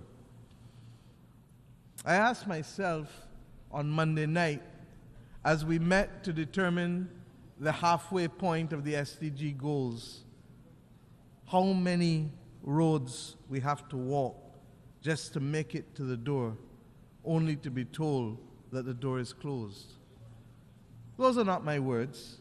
Those are the words of Rocky Dawuni, a famous reggae artist from Ghana, nominated by M4 for awards multiple times. But his words ring because in a very real sense, are we going to trod the roads only to be told that it's too late? Too late for us to save as many as we can from the climate crisis. Too late for us to save as many as we can from the conflicts of war.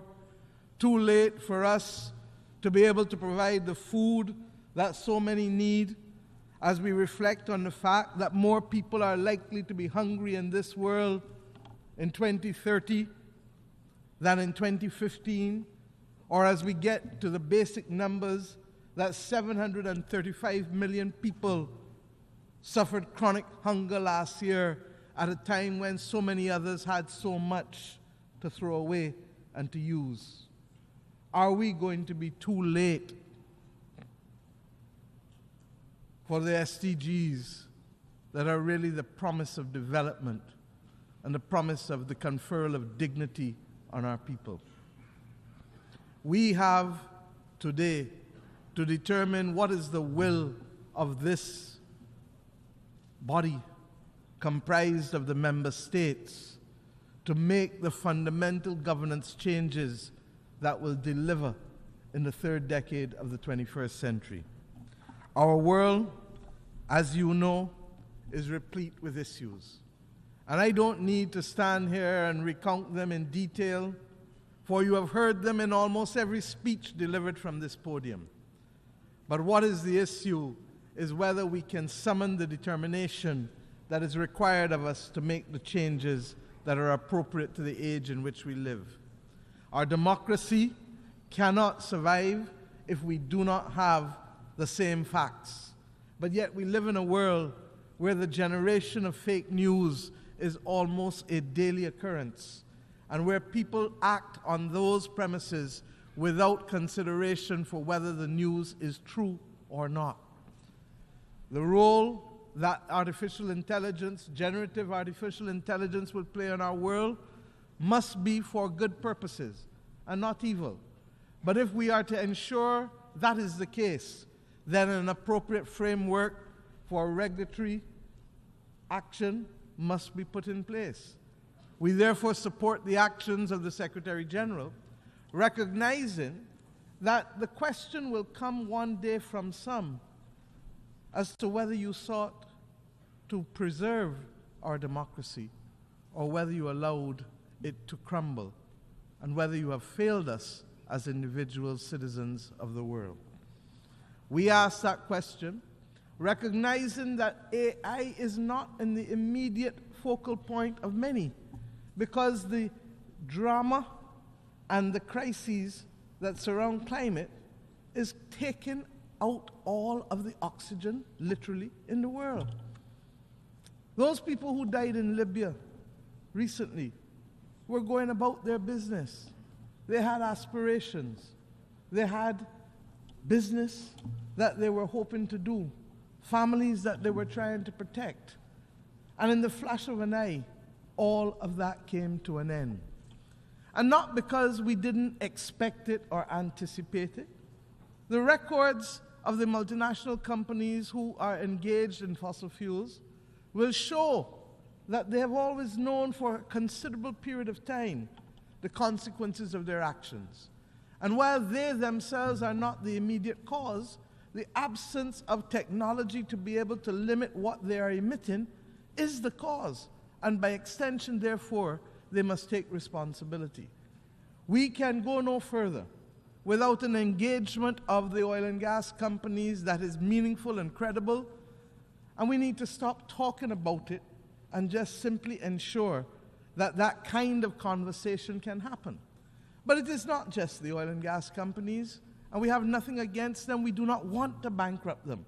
But their actions continue to have implications for too many of our people.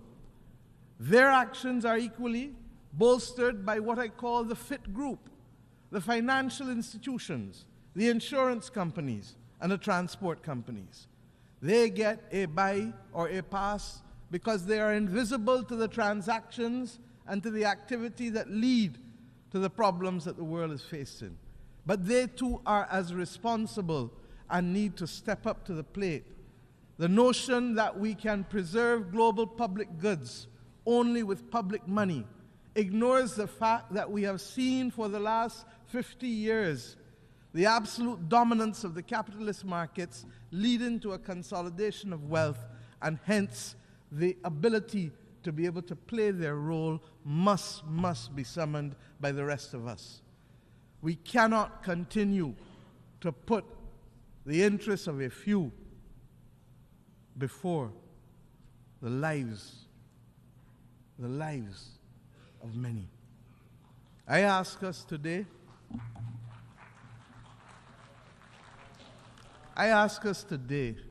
truly to pause, because what keeps ringing in my head is that simple phrase, don't fail us now.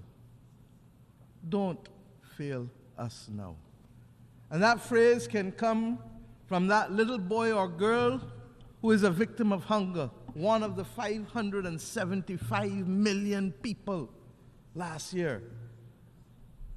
That plea can equally come from those who lost families in the multiple crises across the world in the last few years. That plea can come from small states that may not exist in the future. I ask us, therefore, my friends, to ensure that we summon the will. We listened to the Prime Minister of the Netherlands just now, and he reminded us ably that time is not on our side. And if time is not on our side, what must we do? The truth is, we have made some progress. 2 years ago, the International Monetary Fund did not have a mechanism to focus on cause of the problems that led to massive macroeconomic instability. We now have the establishment of the Resilience and Sustainability Trust that for the first time will make funds available to middle-income countries that are vulnerable. 20-year money with a 10.5-year moratorium. A year ago, the president of the World Bank was questioning whether there was a climate crisis. Today, we have a World Bank that for the first time acknowledges that there should be debt clauses that are suspended, debt pause clauses as they call it. Our battle now is to ensure that those debt pause clauses are not just for future instruments, but for existing instruments. If not, it will not help many. So we have made progress, but there is still much to be done. The issues of debt sustainability cannot be left on the sidelines, particularly with the number of countries, more than 60 countries facing debt row today as we speak because of the polycrises. Countries being forced to choose between development and building of resilience to fight climate. In our small island states, we value education and healthcare and the dignity of life, and therefore it will be anathema for us to tell our citizens that we do not have the space to provide for you those things that were the promise of independence. It is compounded by the failure of the developed world to accept that reparatory justice is a solemn obligation which we must confront. The conversation King Charles told us at the opening of the Commonwealth Heads of Government when he was Prince Charles was a conversation whose time had come, that of reparatory justice. But it can't be a slow conversation taken up when people feel like. It has to be a conversation in which equal partners discuss. It cannot be an act of charity of those who simply feel that their conscience must be cleansed.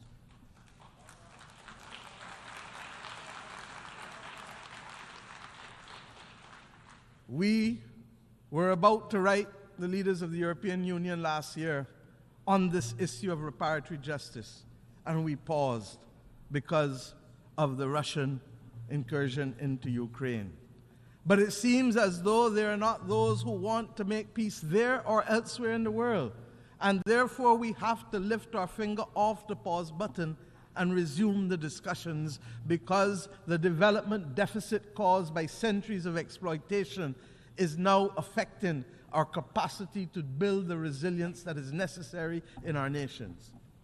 Similarly, I want to thank, because a year ago we did not have the Paris Agenda for People and Planet, we had the Bridgetown Initiative, and the Bridgetown Initiative has allowed us to keep the debate going, because we need to change, as I said Monday morning in this hall, the belief that we can have short-term money financing development and building resilience. I shan't go into all of the details because we don't have the time, but suffice it to say that we are committed to the twin battle of saving people and planet, and to ask us to do anything else is a false construct that does not work. The markets have to be educated as to why long-term capital is the only salvation for developing countries and ultimately for people and planet.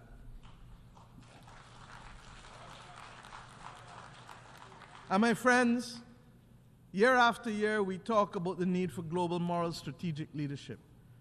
I shan't go into all of the details, but in my own region, in Africa, in Latin America, in the Pacific, there are too many examples where we fall short. And I speak specifically now first and foremost about Haiti. The world owes Haiti a resolution. It is not a matter of options. The world owes Haiti a resolution. A year ago, we knew that the gas riots had led to serious instability, and 12 months later, we cannot get out of this building and into the support that the people of Haiti need. There is no doubt a need for legitimacy with respect to the government of Haiti, and therefore a national unity government may well be the only bridge that can carry us to safety. The Caribbean community has appointed 3 former prime ministers as an eminent persons group. And as we heard the Secretary General say in this hall, politics is the art of compromise. Diplomacy is the art of compromise. I say simply to those who act in the name of the people of Haiti, there must be compromise in constituting that government of national unity if we are to provide the bridge, to provide the security, to stop women from being raped, stop people from being killed, stop people from being affected by cholera and other public health diseases. But even when we put in the institutional support that Haiti may need, and I want to thank the governments of Kenya and Rwanda, who from as far back as 12 months ago committed to being able to provide the kind of institutional support and leadership that the Haitian police need. But as they did that commitment, what they have not necessarily accounted for is the continued reduction in the numbers of the police, largely because of persons fleeing to lands of greater opportunity and being facilitated in so doing.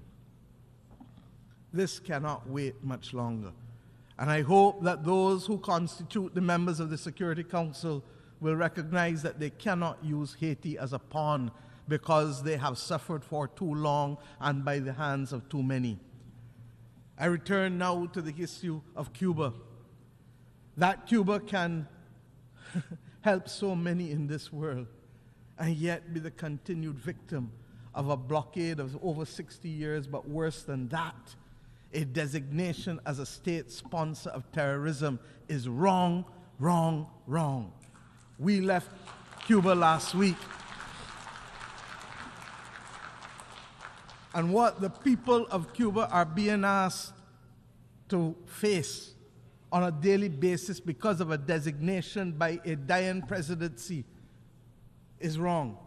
And the voices of the global community, many of whom have been the beneficiaries of Cuban assistance, need to stand united and to be able to say that we cannot fight these battles when we need all hands on deck to save the planet. The artificial division of who is right and who is wrong and who is good and who is bad in the eyes of those who are powerful cannot continue to be the way in which this world functions. And let us go to Venezuela. Oil is likely, oil prices, to go over $100. And those small countries who do not produce oil will be the victims of it, as will be our people, including in large countries like the United States of America. We must bring resolution to these issues. And it is not incapable of resolution.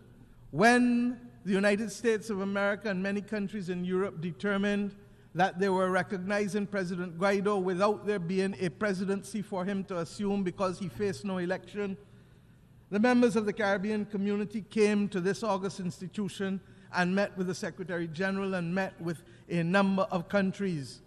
And little by little we saw people apply their hearts to wisdom and to recognize that the Charter of the United Nations did not allow for that kind of unconstitutional conferral of presidency on anyone. I say today that there must be transparency. It cannot be that the Caribbean community that needs a mechanism for stabilization in an energy crisis cannot have access to the concessionary prices that the government and people of Venezuela are prepared to make available to its neighbors to minimize the suffering.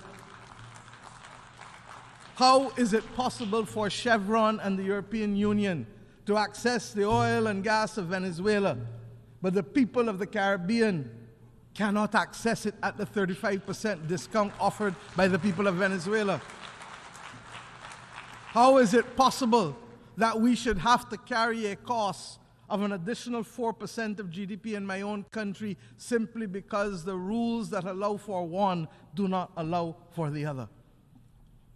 There must be transparency and there must be moral strategic leadership if we are to build the team to save the planet and to save and attain the SDGs in today's world. My friends, there are many other things that we can discuss. We support the United Nations accepting the responsibility for tax. Why? Because as quickly as the world has been able to find a mechanism for a global minimum corporate tax is as long as it has not found a mechanism to be able to inflate the financing opportunities available to developing countries. It cannot be. We know how to run fast in one set of circumstances when it suits one set of people, but yet we run very slow when it matters to billions of people and their access to life and livelihood. I do not want to prey on your time anymore, but suffice it to say that we have reached a point where we must give thanks for the progress made, but recommit ourselves. For the mission was never simply to make progress. The mission is to be able to save the planet and to give the people of the world the best opportunity for life that is necessary for them as human beings. To be able to save the biodiversity of this world. To be able to save the soils of this world that must nurture the food that we eat.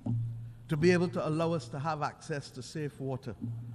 And if we don't change how we do our business, if we don't recognize that the Security Council needs to put itself in a position not to speak to climate change, but to protect us against the climate crisis, because it is as much of a crisis as the war in Ukraine or the wars in Africa or the instability and conflict elsewhere in the world. And if we don't take a proactive approach, then we truly shall be victims of it. I believe that reform is critical at this point. But what I believe doesn't matter. What matters is the action of each and every country in this. And will we always be in a position of flux? No. There is hope because human beings want to survive. But the problem is that those whose actions we most need may be so confident in their survival that they do not act early enough for us. And that is why I say, will we trod the road to be able to get to the gates only to find that we are too late and the gates have closed? It will be open for some, but it will be closed for many. You know, vision without action, Nelson Mandela told us, is just a dream. And action without vision just passes the time. But vision with action can change the world. Our citizens believe that we come into a talk shop when we come here. You and I know that it's potentially different. But it will only be different when those of you who have the responsibility to act on behalf of governments can ask your governments to come to the point of the decisions that we need to make to provide the funding, the tools, and the solidarity, rebuilding the trust that this debate calls for. And if we can do that, then we will not save all, but we can save the majority of people who are currently on the front line. We, for those of us who work on the SDGs, believe that as we work to save the planet, we have to redouble our efforts. And I leave you with one thing. The efforts to provide education and to save people from hunger and to remove gender discrimination are not simply the actions of governments. They have now equally to be the actions of individual citizens. But governments must help personalize those SDG goals for their citizens. If we can do that and we can continue to make the case for finance, and if we can continue to stay focused on the climate crisis, then yes, we shall see a better world, and we can shine the light on the future of many. I thank you.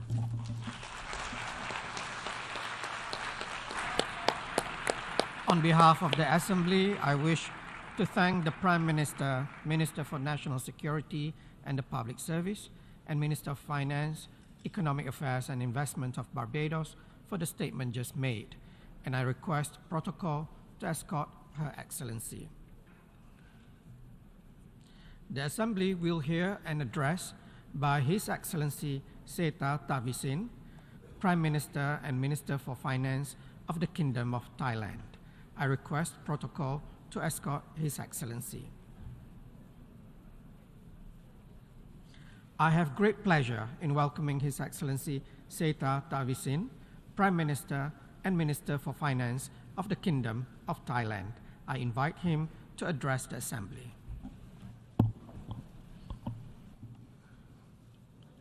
Mr. President, Excellencies, distinguished delegates, on behalf of the delegation of Kingdom of Thailand, allow me to congratulate you, Mr. President, upon your election to preside over the Grand Assembly at its 78th session. Thailand has marked a new chapter in our democracy. I have only assumed an office for a few days ago, with the mandate of the people to strengthen democracy, institutions, and values in Thailand, and to uplift the well-being of the Thai people who have been through difficult times over the past several years. In our foreign relations, we will play a proactive and a constructive role in partnership with international communities. My government will also be reaching out to friends and partners all over the world to forge closer ties of partnership through commerce, investment, and trade agreements. Today, we meet at a time of multiple global challenges, including fragile global peace, declining human development, and the sustainability of our planet. These challenges require multilateralism and the spirit of international cooperation. And Thailand intends to work closely with all nations to meet these challenges head-on. Mr. President, it is the pursuit of peace that the United Nations was founded almost 8 decades ago. Now more than ever, we must continue to lay a strong foundation for the prosperity of our people by striving for sustainable peace. In this regard, Thailand welcomes the Secretary General's effort to establishing a new agenda for peace. We believe that this will spearhead the effort to revive multilateralism and enhance the UN role as a platform for the achievement of global peace. Thailand's vision for effective multilateralism is one that is inclusive, resilient, and result-oriented. In the world of increasing international conflicts, violence, and shifting global order, we reaffirm our commitment to maintaining peace and inclusivity. Thailand will pursue peaceful and collaborative relations with all members of international community. We believe that long-lasting peace can be achieved if we can strengthen our multilateral relations that is based on mutual trust, understanding, and respect. Mr. President, sustainable peace and development are linked with respect for human rights, human dignity, and freedoms. To this end, the Thai government is working to advance equality and justice, especially for the most vulnerable and the marginalized. We plan to strengthen the rule of law and increase transparency within the government. We will ensure that the law is fair, strictly enforced, and applied to everyone equally. Thailand is the ASEAN candidate for Human Rights Council for the term 2025 to 2027. This reaffirms our sincere commitment to the advancement of human rights at home and abroad. We will ensure that Human Rights Council is well equipped to address new and emerging human rights challenges and contribute positively to the international community. Since its inception in 2002, Thailand's universal health coverage has ensured that all Thai citizens are entitled to essential preventive and curative health services at all life stages. In the coming years, we plan to further invest to upgrade our universal health coverage to improve the quality of the program and to give all patients the freedom to choose the healthcare provider best suited for them.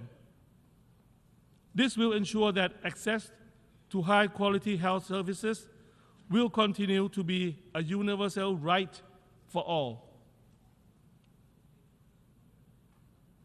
If the recent global pandemic has taught us anything, it is that access to healthcare is one of the most essential services a government can provide to its people. Dealing with contagious disease is not one country's problem, but the world's shared responsibility. The global health architecture should be reformed and strengthened. We hope that the pandemic treaty can be established so that we can have a more resilient, responsive, and future-ready global public health infrastructures. Mr. President, Thailand welcomed the SDG Summit, which reaffirmed that sustainability is the only way forward to protect our planet and the well-being of our people. Yet, achieving the Sustainability Development Goals by most benchmarks still prove elusive, as only 12% of the goals are on track. This is why we must accelerate the implementation of the 2030 for Sustainable Development Agenda. To achieve the sustainable development, we must first take care of our people.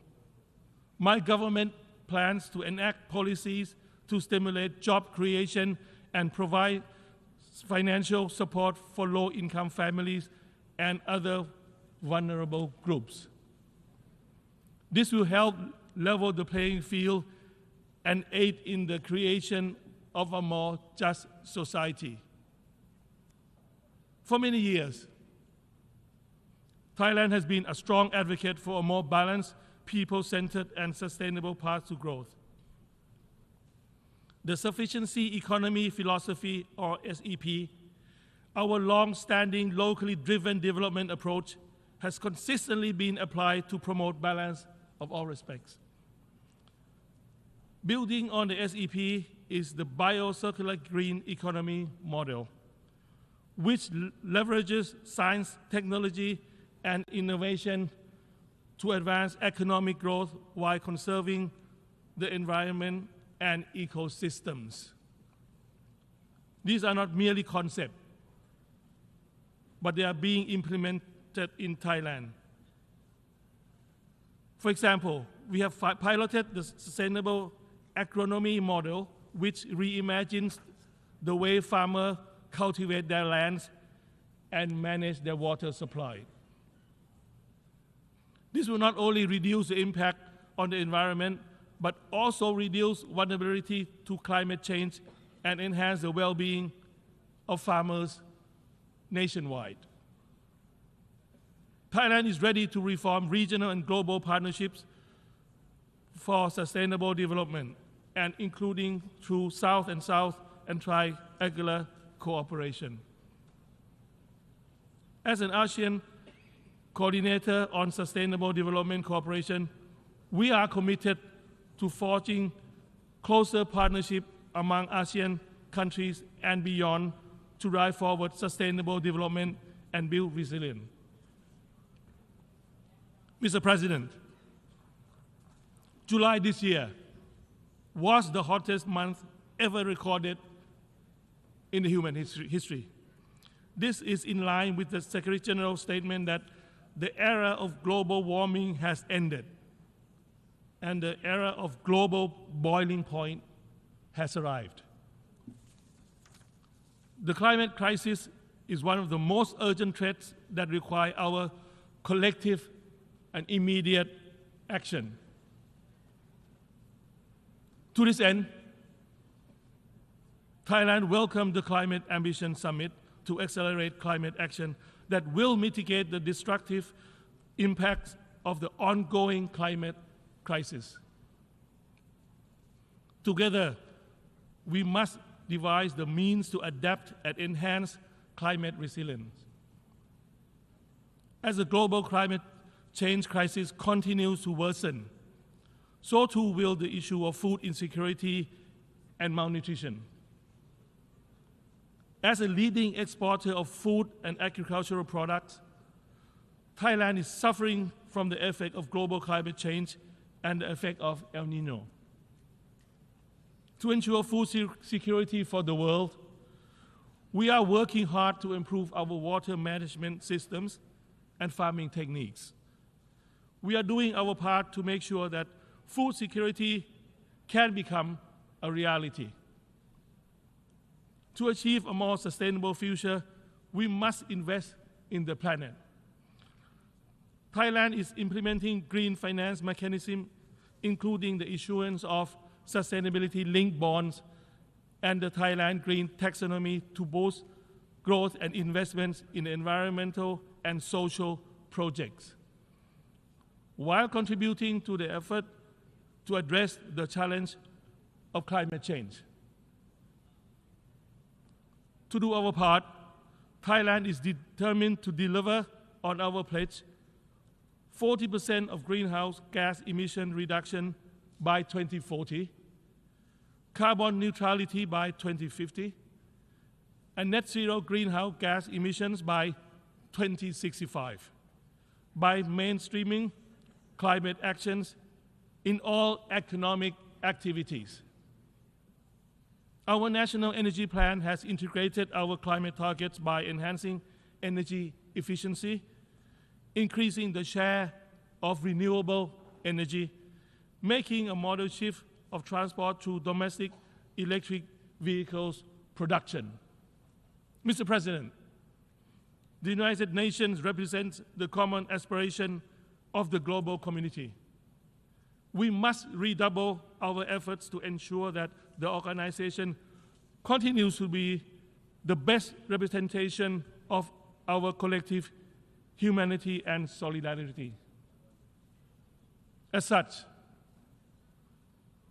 Thailand has great expectation for the Summit of the Future to foster a better future for all. Based on the spirit of multilateralism, with the UN at the helm, in the global push towards sustainable peace and sustainable development. Thailand believes now is the time to pursue our common agenda for peace, prosperity, and sustainability for all.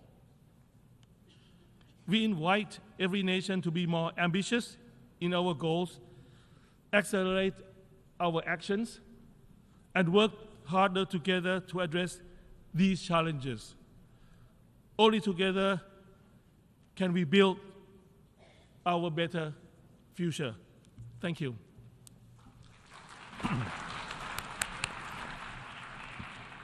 On behalf of the Assembly, I wish to thank the Prime Minister and Minister for Finance of the Kingdom of Thailand for the statement just made, and I request protocol to escort His Excellency.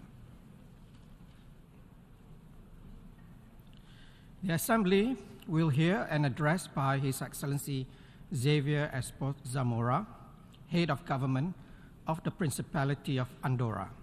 I request protocol to escort His Excellency. I have great pleasure in welcoming His Excellency Xavier Espot Zamora, Head of the Government of the Principality of Andorra. I invite him to address the Assembly. Senyor President, senyor Secretari General, Excel·lències, senyores i senyors.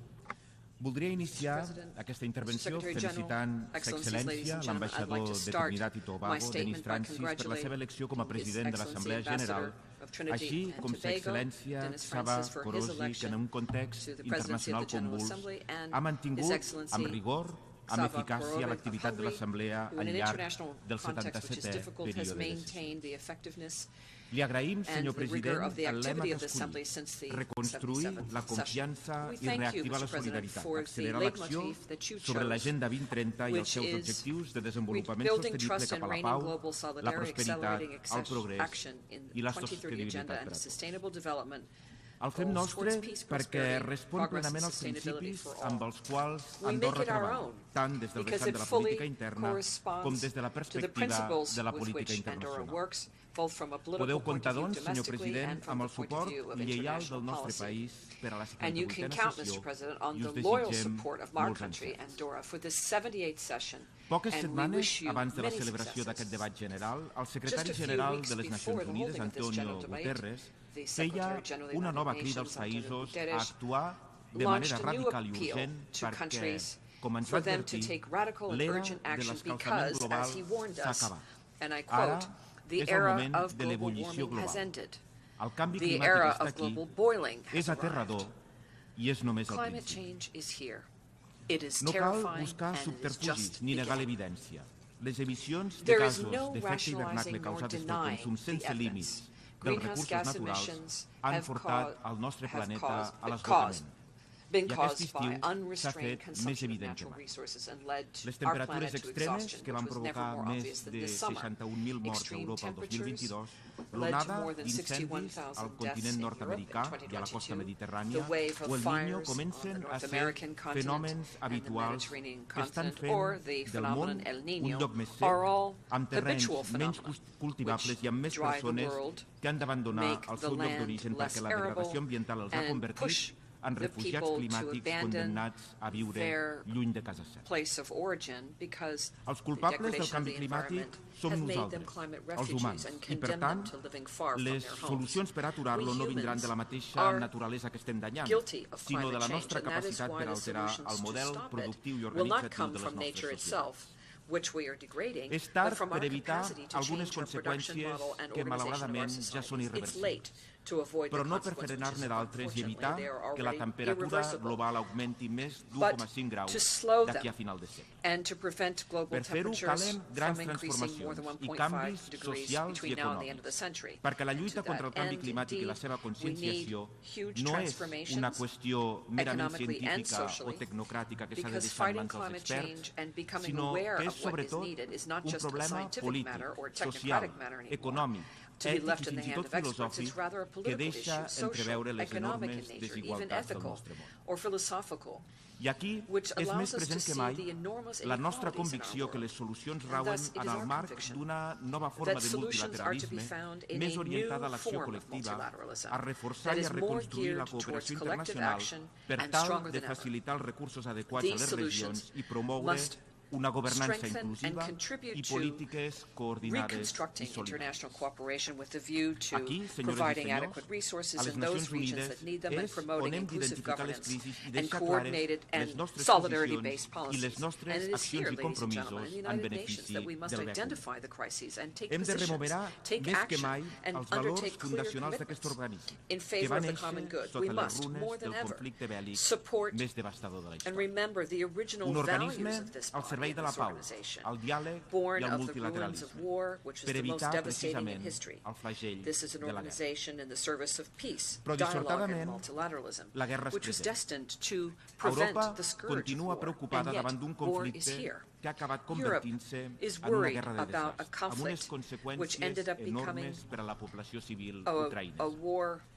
Des del nostre país condemnem enèrgicament aquesta violació de la integritat territorial i la sobirania d'Ucraïna i ens hem adherit a les declaracions d'aquesta Assemblea General, a les posicions expressades per d'altres organismes com el Consell d'Europa i a les sancions internacionals, en particular les de la Unió Europea. Al Iemen, Pakistan, Etiòpia, el Sahel i d'altres territoris ja no copen grans titulars als mitjans de comunicació. Però continuen sent zones de conflictes enquistats on les persones més vulnerables en són les principals damnificades. Andorra contribueix al suport dels més vulnerables, especialment de les dones i dels infants, a través de programes de l'UNICEF i de la Creu Roja Internacional, amb la seva lloable labor social. A més, durant aquest any, el continent africà no ha deixat de ser font de preocupació, amb ruptures de la democràcia en molts estats de l'Oest, sovint sota l'amenaça terrorista. El passat mes de juliol es commemorava el 25è aniversari de l'adopció de l'Estatut de Roma, tractat fundacional de la Cort Penal Internacional. Aquesta efemèride ens serveix com un poderós recordatori de la necessitat imperiosa de promoure la justícia per a totes les víctimes de crims de guerra, crims contra la humanitat, genocidis i violacions dels drets humans. Sota aquest convenciment, Andorra va ser, juntament amb d'altres petits estats europeus i la societat civil agrupada a través d'ONGs, una peça clau per a la creació de la Cort Penal Internacional i vol continuar-ho sent en la fita d'enfortir i empoderar encara més aquest organisme. Senyor president, aquest any, representar el meu país en aquesta assemblea pren, per a mi, un significat més especial que mai. El passat 28 de juliol va fer 30 anys que Andorra es convertia en el 184è estat membre de les Nacions Unides. L'aprovació de la Constitució andorrana el 1993 ens va permetre assolir el reconeixement internacional, fer sentir la nostra veu fora de les nostres fronteres i alinear-nos amb el dret internacional. I permeteu-me que per commemorar aquesta efemèride tan important per a totes les ciutadanes i ciutadans d'Andorra recordi les paraules que el cap de govern, Òscar Vilarret, va pronunciar des d'aquest mateix faristol, ara fa 3 dècades, sobre com un país de petita dimensió territorial com Andorra pot contribuir a millorar aquest món. Deia així: som un estat petit, però conscient del valor d'allò que és autèntic i que, en un món, segons com desmesurat, la dimensió reduïda pot significar una aportació d'equilibri i convivència. Quina hauria de ser la talla ideal d'un estat? Evidentment, ni l'economia ni la ciència política poden donar la resposta adequada. size of a state be? Obviously, it's neither the economy nor the political science that can bring a response to this question. Aristotle noted in his work, Politics, and in his volume, Cities, that policy needs to allow the world to understand the nature of others. The territory, as he said, should be contemplated completely from the very summit of a mountain all the way through. Andorra responds to these human and geographic characteristics that he mentioned. And it is from this human perspective of value, of what is authentic, of freedom, that it's worthwhile being preserved and benefiting these 750 years of our history being recognized, and it is in that context that we can contribute our knowledge and our commitment to meet the common challenges of our world in the context of multilateralism. Ladies and gentlemen, in the schools and spaces reserved for the children of the Principality of Andorra, there are posters that recall the 17 objectives of Sustainable Development Goals of the 2030 Agenda, and they are in view of all adults. The metaphor of our society, an appeal to children and adults, a reminder that the time is passing and the future is in our hands. It's a last warning of our responsibility and credibility vis-a-vis accelerating the process to go further, to reformulate current structures and make progress towards creating financial governance, technology, environmental governments based on sustainability, cooperation, and equality for our young people in the future. The Agenda 2030 is a roadmap. It's a universal one that leads us to the future of the planet for more sustainable societies that are more resistant. The commitment of Andorra in accomplishing these goals is firm, as seen in the presentation of our voluntary report and follow-up of the SDGs. And this is why Andorra adopted a national strategic plan for implementing the 2030 Agenda, whereby our government's involvement was demonstrated from institutions all the way to Andorran society as a whole in order to work towards the sustainable development of our planet, because that is the only way to achieve our goals and leave no one behind, to construct more fair societies. And from that point of view, we recognize and applaud the work, the untiring work of the Secretary-General, Mr. Guterres, and the Presidency of the General Assembly to unite our efforts, because we all have a window of opportunity here to ensure a viable future that's sustainable for everyone. And specifically and concretely, the organization these recent days of the SDG Summit, whereby Andorra participated actively. To achieve these goals, education is necessary as a tool. It's the basis of progress, and it's an accelerator for societies and a fundamental element of personal growth, collective growth, and a guarantee of equality of opportunity, respect, civics, democracy, and the future. Andorra took an active part in the Summit on Transforming Education Summit last year, with the conviction that we can make a contribution by sharing our experience working with UNESCO, UNICEF, and the International Organization of Francophonia in order to implement SDG 4 to guarantee quality education, which is inclusive, equitable, and multilingual, and promote the possibilities of learning throughout life for all young people, because education is one of the greatest advantages for everyone. Andorra attaches specific importance to education, which allows us to propose an elementary formula of excellence for children and young people. 65 different nationalities are involved, all growing in a context of learning fundamental values in democracy, human rights, with a high degree of social cohesion and diversity, and a strong feeling of belonging. Along with education, access to health care is a pillar of any society. And the COVID pandemic was a test of our resistance, and we were able to overcome it in Andorra. We have a sound system due to professionals in healthcare that honor the profession by making a considerable effort to save the people. We must also underscore the World Health Organization's role, this year celebrating its 75th anniversary. 74 years devoted to fighting disease that threatens the very existence of some countries. Not all epidemics have the name of COVID-19, and to grapple with structural inequalities in terms of access to health care or physical or mental health that the people must deal with. Gender equality is a subject of historical social injustice.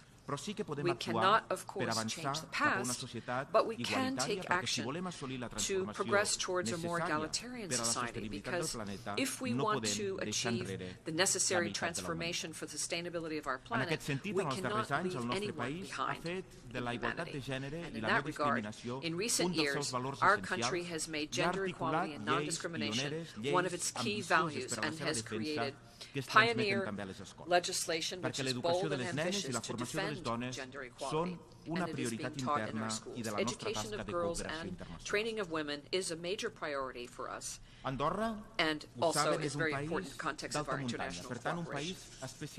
Andorra is a country of high mountains, especially sensitive to climate change, which unfortunately is threatening our biodiversity, our water cycle, and even our way of life.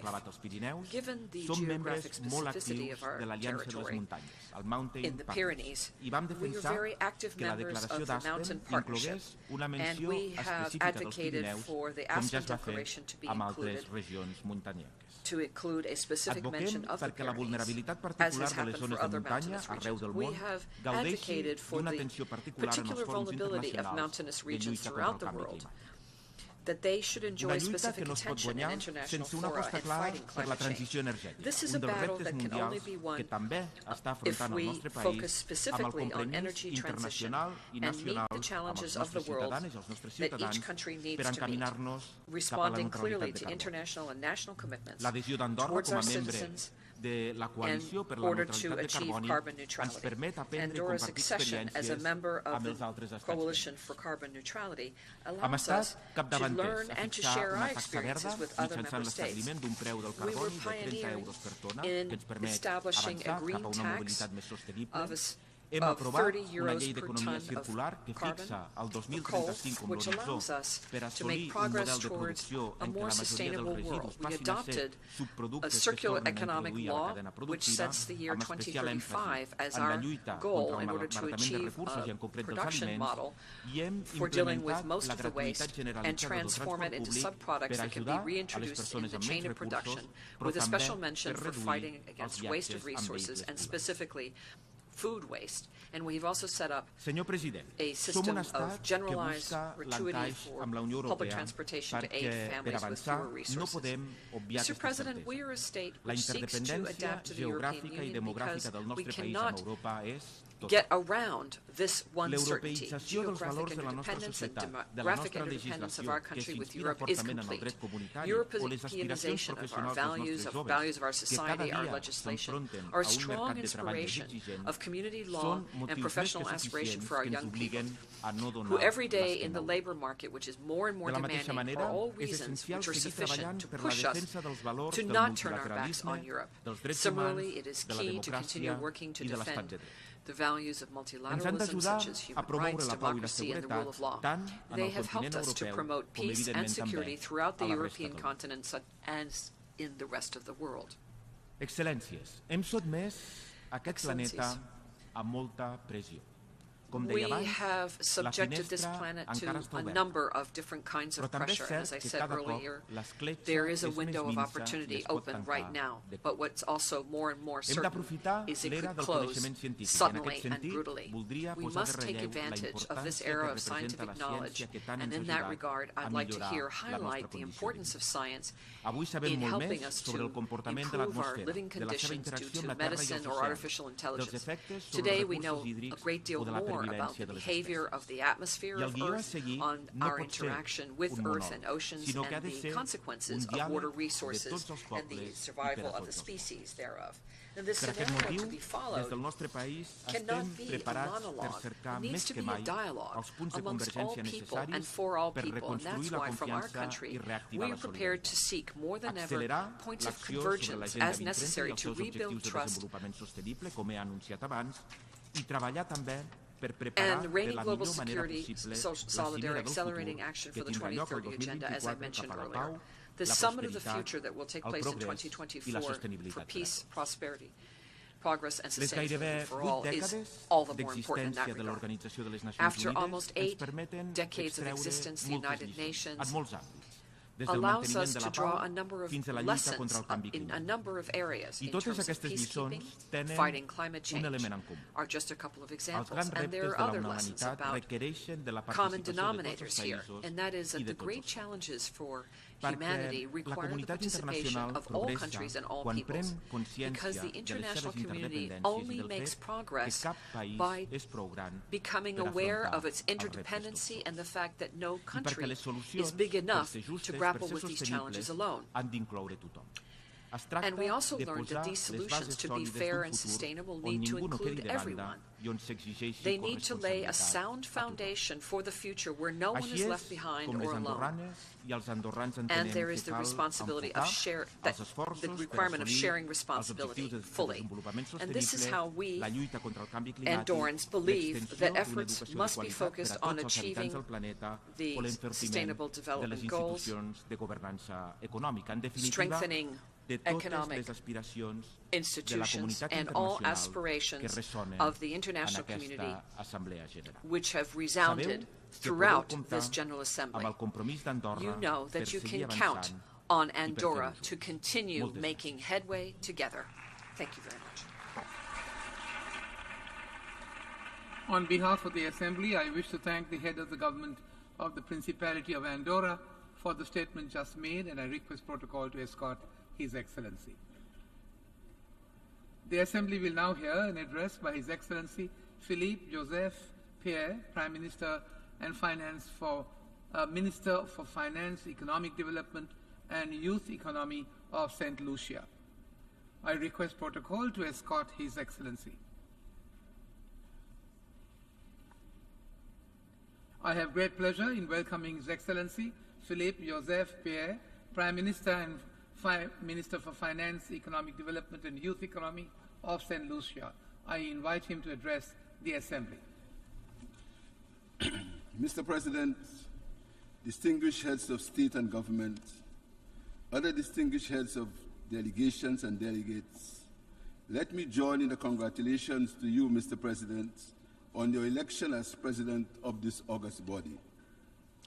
This is the first time that a national of your country, Trinidad and Tobago, has assumed this office, and only the 4th occasion that a representative of a Caribbean community state has been so elected. Let me, therefore, not only wish you success as you preside over our deliberations, but also, Mr. President, let me assure you of the fullest levels of respectful cooperation from St. Lucia as we work together to advance the collective interests of our common civilization.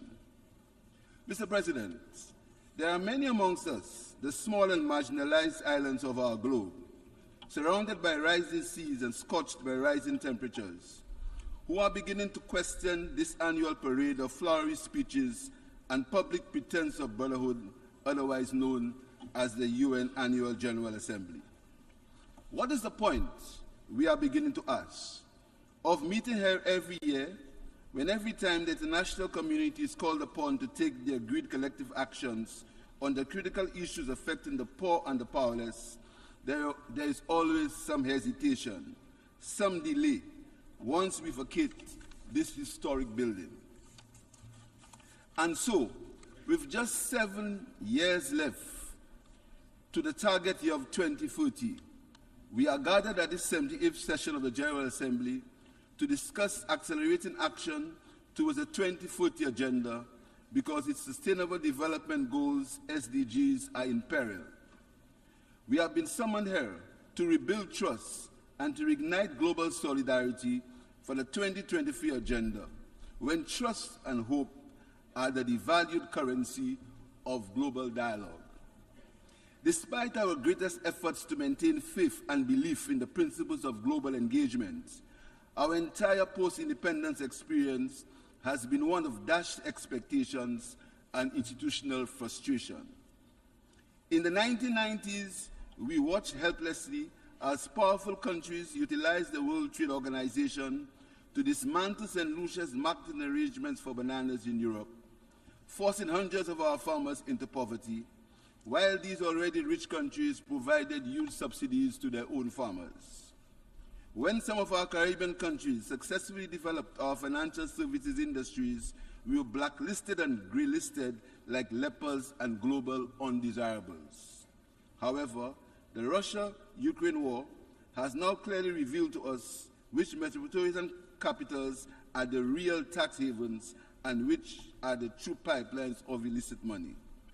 And now today, our citizenship by investment programs, which we have successfully pursued for decades, are being undermined, while the golden passport and golden visa programs of some OECD countries remain unquestioned, untouched, and unmolested.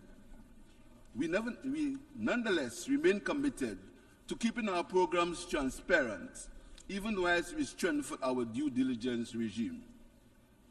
Mr. President, St. Lucia has come to the 70th session to say there must be justice in the relations between developed and developing countries, and that we are no longer willing to come to this annual parade merely to lend our voice to support of this or that global conflict, or to condemn whoever from year to year is the new global enemy. No powerful nation's global agenda is more important than our own, and we insist that our legitimate concerns be listened and be acted upon. Mr. President, the people of the Caribbean and St. Lucia have been designated by the African Union as part of its sixth region, which comprises people of African origin residing outside the continent. We feel ourselves obliged to seek justice for reparations for the crimes against humanity that tore our ancestors from our African homeland and enslaved them in the lands of the Western Hemisphere. It is laudable that for the last decade and a half, the United Nations has been observing the 23rd August as the International Day of Remembrance of the victims of slavery and the slave trade.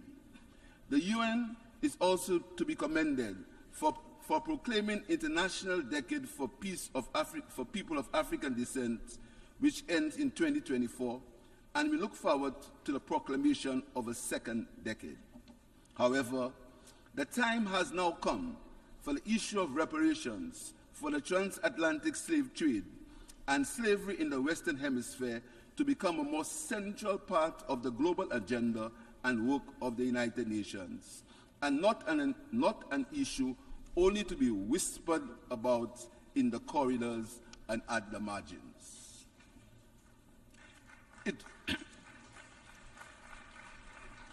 It was the 400 years of the enslavement of Africans and colonialism that has led to the need today for action to achieve the UN's Sustainable Development Goals.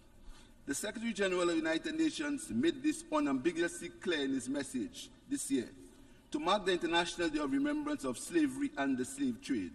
He said, "We can draw a straight line from the centuries of colonial exploitation to the social and economic inequalities today." Reparations for slavery, Mr. President, therefore mean that the countries which benefited and developed from 400 years of free labor from enslaved humans should now pay back for that free labor. We urge that the UN embraces this principle as a central part of its work in the coming years, with set goals, timelines, and programs of action.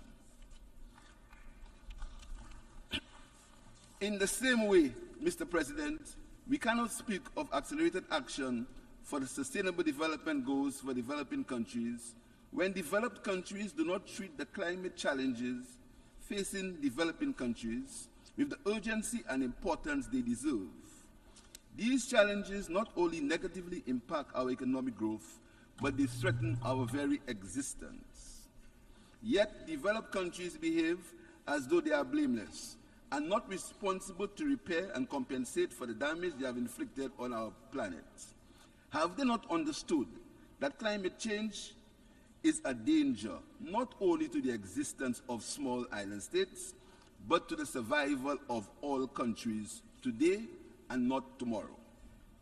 In just about 2 months, we shall be traveling yet again to another conference on climate change, COP28 in Dubai.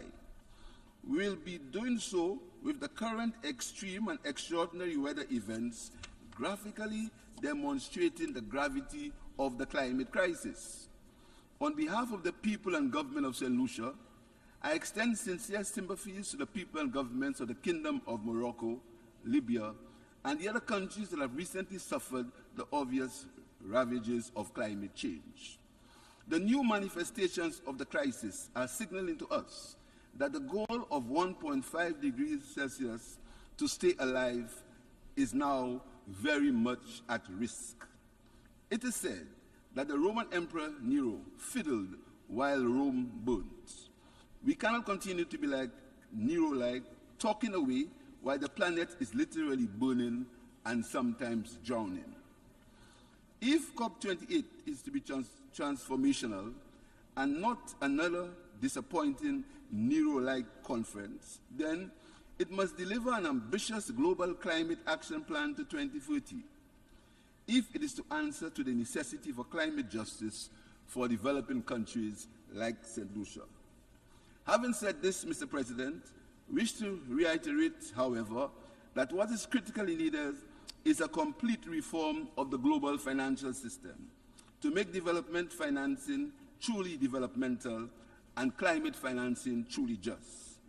As has been said so many times before, and in so many different fora, and by so many small island developing states, the negotiations and the agreements for developmental assistance for these states must take into account their peculiar vulnerabilities.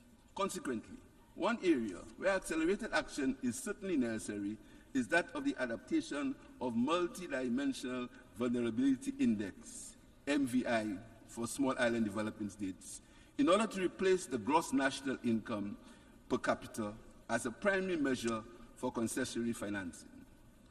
Another measure that should be considered is the Recovery Duration Adjuster, RDA, as proposed by the Caribbean Development Bank, which measures the internal resilience capacity of a country after a shock or natural disaster. It is past time for the multilateral development banks and international financial institutions to introduce these reforms. But global financial reform has to be comprehensive and radical, as put forward in two recent proposals, which I commend to this august body and to international financial institutions. The first is the Bridgetown Initiative, presented last year by my CARICOM colleague, Prime Minister Mia Mottley of Barbados, which argues for resilient finance mechanisms that will address both the climate and developmental crisis facing developing countries. The second is the UN Secretary General's SDG stimulus to deliver Agenda 2030, tabled in February this year. Both plans are an appeal for immediate action, and they provide a practical pathway to sustainable development and climate justice. There is therefore no deficit of ideas for reform of the international financial architecture. There is simply a dearth of goodwill.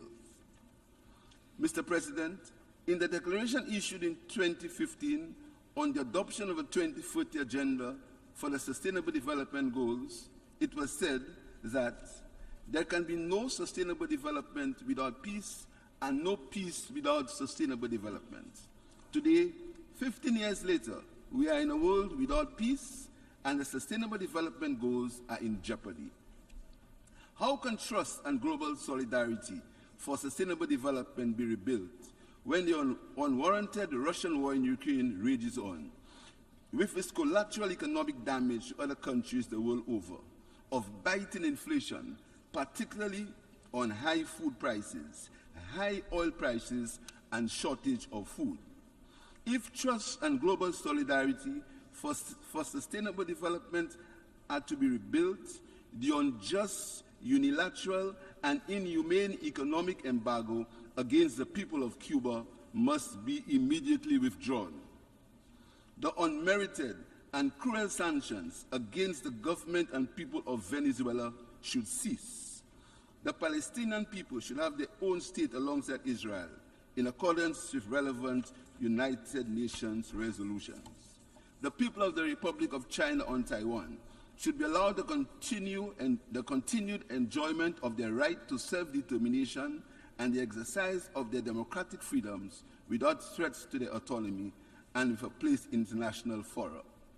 There must be an end to the conflicts in Africa and a halt to all forms, whether old or new, of neo-colonial exploitation of the continent's resources, so that the African people can fully benefit from the riches of their lands and from the greater unity among African nations. In our Caribbean region, the member states of the CARICOM community, CARICOM, remain gravely concerned over the deteriorating political, social, humanitarian, and security crisis in Haiti, their sister member states. Haiti needs the urgent and dependable support of the international community. The response to date has been underwhelming. UN efforts of a few months ago to raise $780 million for humanitarian purposes have received low pledges. The need for robust security assistance to counter the murderous armed gangs is clear. Yet the decision to enable this is meandering slowly through the Security Council. The Caribbean community hopes that the establishment of the multinational force will be given full endorsement by the United Nations Security Council as a demonstration of the commitment of the international community to support the restoration of law and order and improve the humanitarian conditions of the people of Haiti. CARICOM welcomes the government of Kenya's willingness to lead such a multinational force. Member states of the Caribbean community will contribute personnel as well. The community will also continue its good efforts through its eminent persons group to assist the Haitian stakeholders find a solution to the political crisis, a critical necessity to pave the way towards an improved future for the people of Haiti. I urge the various Haitian stakeholders to cooperate with CARICOM to find a political compromise for the sake of the Haitian people and in honor of the heroic and fabled ancestors whom they revere so much for daring to break the chains of slavery 200 years ago and bring freedom to the black people of the Caribbean.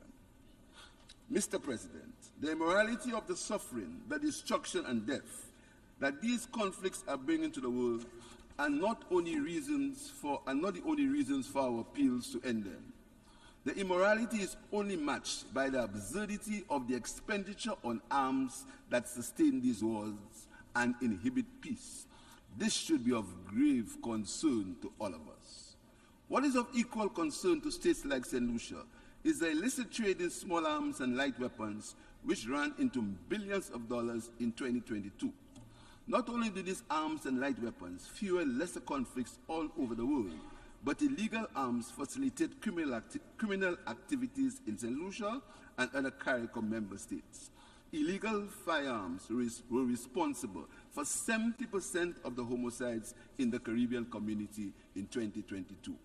And in St. Lucia, the majority of homicides are firearms related and involve young people both as victims and yet, Mr. President, neither St. Lucia nor its fellow CARICOM member states manufacture small arms, light weapons and ammunition. Their sources are our continental neighbors to the north and south of the Caribbean. St. Lucia therefore continues to strongly support the international instruments aimed at preventing and curbing the illicit trafficking in small arms and light weapons. Mr. President, I welcome the announcement by the United States administration earlier this year to provide technical assistance to support and to combat illegal weapons smuggling into the Caribbean and in solving gun-related cases. Let us be reminded that SDG 16.4 aims at significantly reducing illicit arm flows. There is, however, hope for global solidarity. In June this year, the Intergovernmental Conference on Marine Biodiversity of Areas Beyond National Jurisdiction adopted the historic Marine Diversity Treaty. For St. Lucia, a small island developing state, the protection of the oceans is an imperative since the oceans and their resources do not belong to one country, but are the heritage of all mankind. St. Lucia signed the treaty this week, and we will move towards its ratification in the shortest possible time. Mr. President, I offer my congratulations on the opening of the UN Youth Office. As I said in my address last year, the importance accorded to the youth by the UN is in harmony with my government's policy of giving priority to youth affairs for the creation of a youth economy, in which young people with state assistance can turn their talents, skills, and hobbies into businesses that will provide sustainable self-employment. I'm therefore pleased to report that our youth economy was formally launched in March this year and has been met with enthusiasm and success. To date, about 300 young people in St. Lucia have benefited from funding and training from the government to assist them with starting or supporting their businesses, and the numbers continue to grow. Once again, I invite the international community to engage with us on mutually beneficial relationships and projects to promote the youth economy. Through the youth economy, we are responding to the SDGs, and with my government's policy of putting people first, we are addressing the other SDGs. Mr. President, after the destruction and ruin of the 20th century world wars and the Cold War, one would have thought that the start of the 21st century would have ushered in a new era of global solidarity. It has not. In conclusion, I ask these questions, for which we must all provide urgent responses, as the fate of Agenda 2040 depends on our answers. Is there the political will and commitment to divert financial resources away from destructive activities like wars and other conflicts? Is there the political will to place these financial resources instead into the productive action of responding to the climate crisis? Is there the political will to use these trillions of dollars to end starvation and underdevelopment in the world and provide justice for reparations? Is there the political will to put people first and not weapons first? Is there the political will to develop trust and build a lasting peace that will rekindle our sustainable development goals and lead towards prosperity, progress, and sustainability for all? For the sake of us all and for future generations, we must find it. Mr. President, to quote St. Lucian-born Nobel laureate, Honorable Derek Walcott, hope is not a thing to be deferred, but a thing to be pursued with all hungry passion of our existence. I thank you.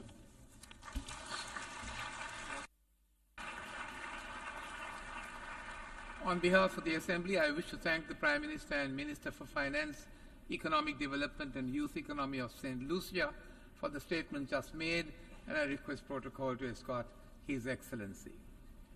The Assembly will now hear an address by His Excellency Sitiweni Liga Mamada Rabuka, Prime Minister and Minister for Foreign Affairs, Climate Change and Environment, Civil Service, Information and Public Enterprise of the Republic of Fiji. I request protocol to escort His Excellency.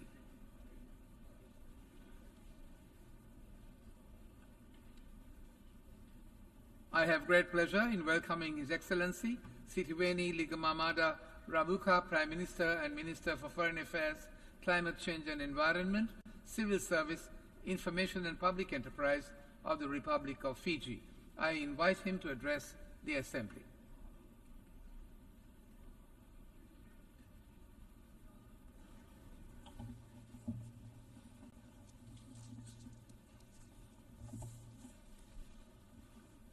The President of the United Nations General Assembly, Your Excellency Dennis Francis, Secretary General Antonio Guterres, fellow leaders, Excellencies, ladies and gentlemen, a very good afternoon to you all. Mr. President, Excellencies, the world that I see today is full of pain, full of mistrust, mysticism, cynicism, and apathy. There are interconnected, complex crises that have been created by our own self-centered ambitions. Growing geopolitical rivalry is contributing to escalating tensions around the world. Rather than leveraging multilateral determination to overcome the polycrises that threaten us. We're now living in an unpredictable world. We must act to survive these interesting times. Our collective effort is necessary to address enormous challenges and reduce the risk associated with the unpredictable environment that we face today, not only as sovereign nations, but as a whole of our humanity. Instead of leveraging global cooperation to manage our shared challenges and associated risks, growing geopolitical rivalry is escalating these tensions. Our Blue Pacific is at the center of geopolitical tensions. At the end of World War II, peace finally returned to the Pacific. But today, we are facing renewed geopolitical competition with a similar but very complex buildup. Mr. President, Excellencies, for the Pacific, climate change has been identified as a threat to peace, security, and our very own existence. The reality is that no country is exempt from the impact of climate change, and no nation can address it alone.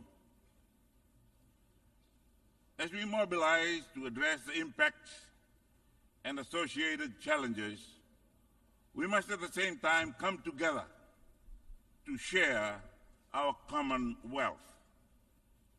This is the only way we can ensure that no one is left behind.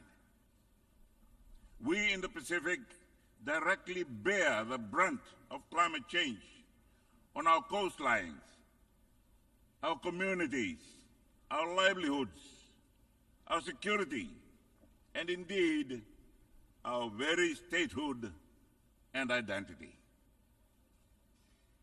In addition, small island developing states are struggling to respond to global supply shocks with soaring debt levels impacting progress in the implementation of the Sustainable Development Goals.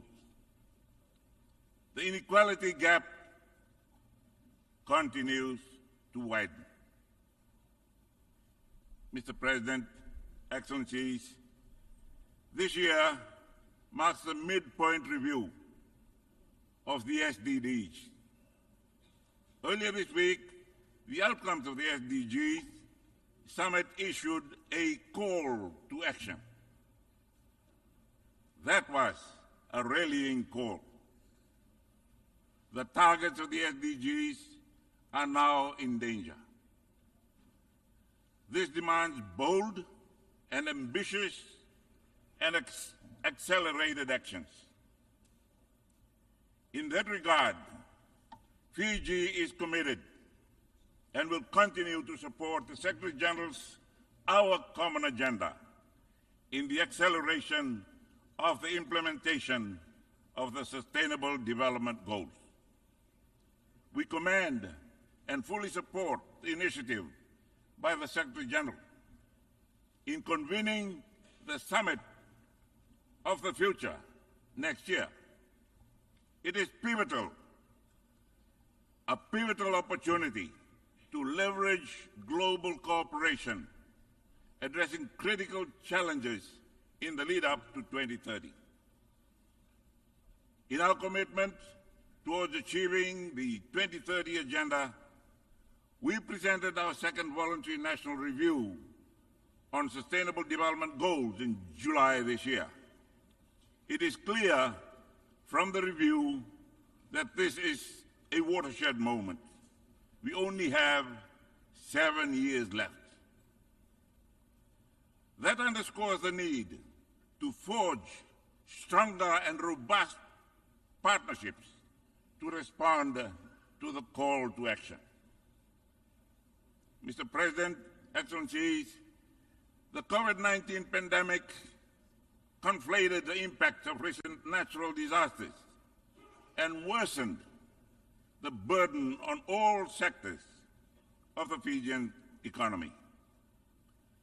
We experienced a significant economic downturn as tourism, the backbone of our economy, came to a virtual standstill.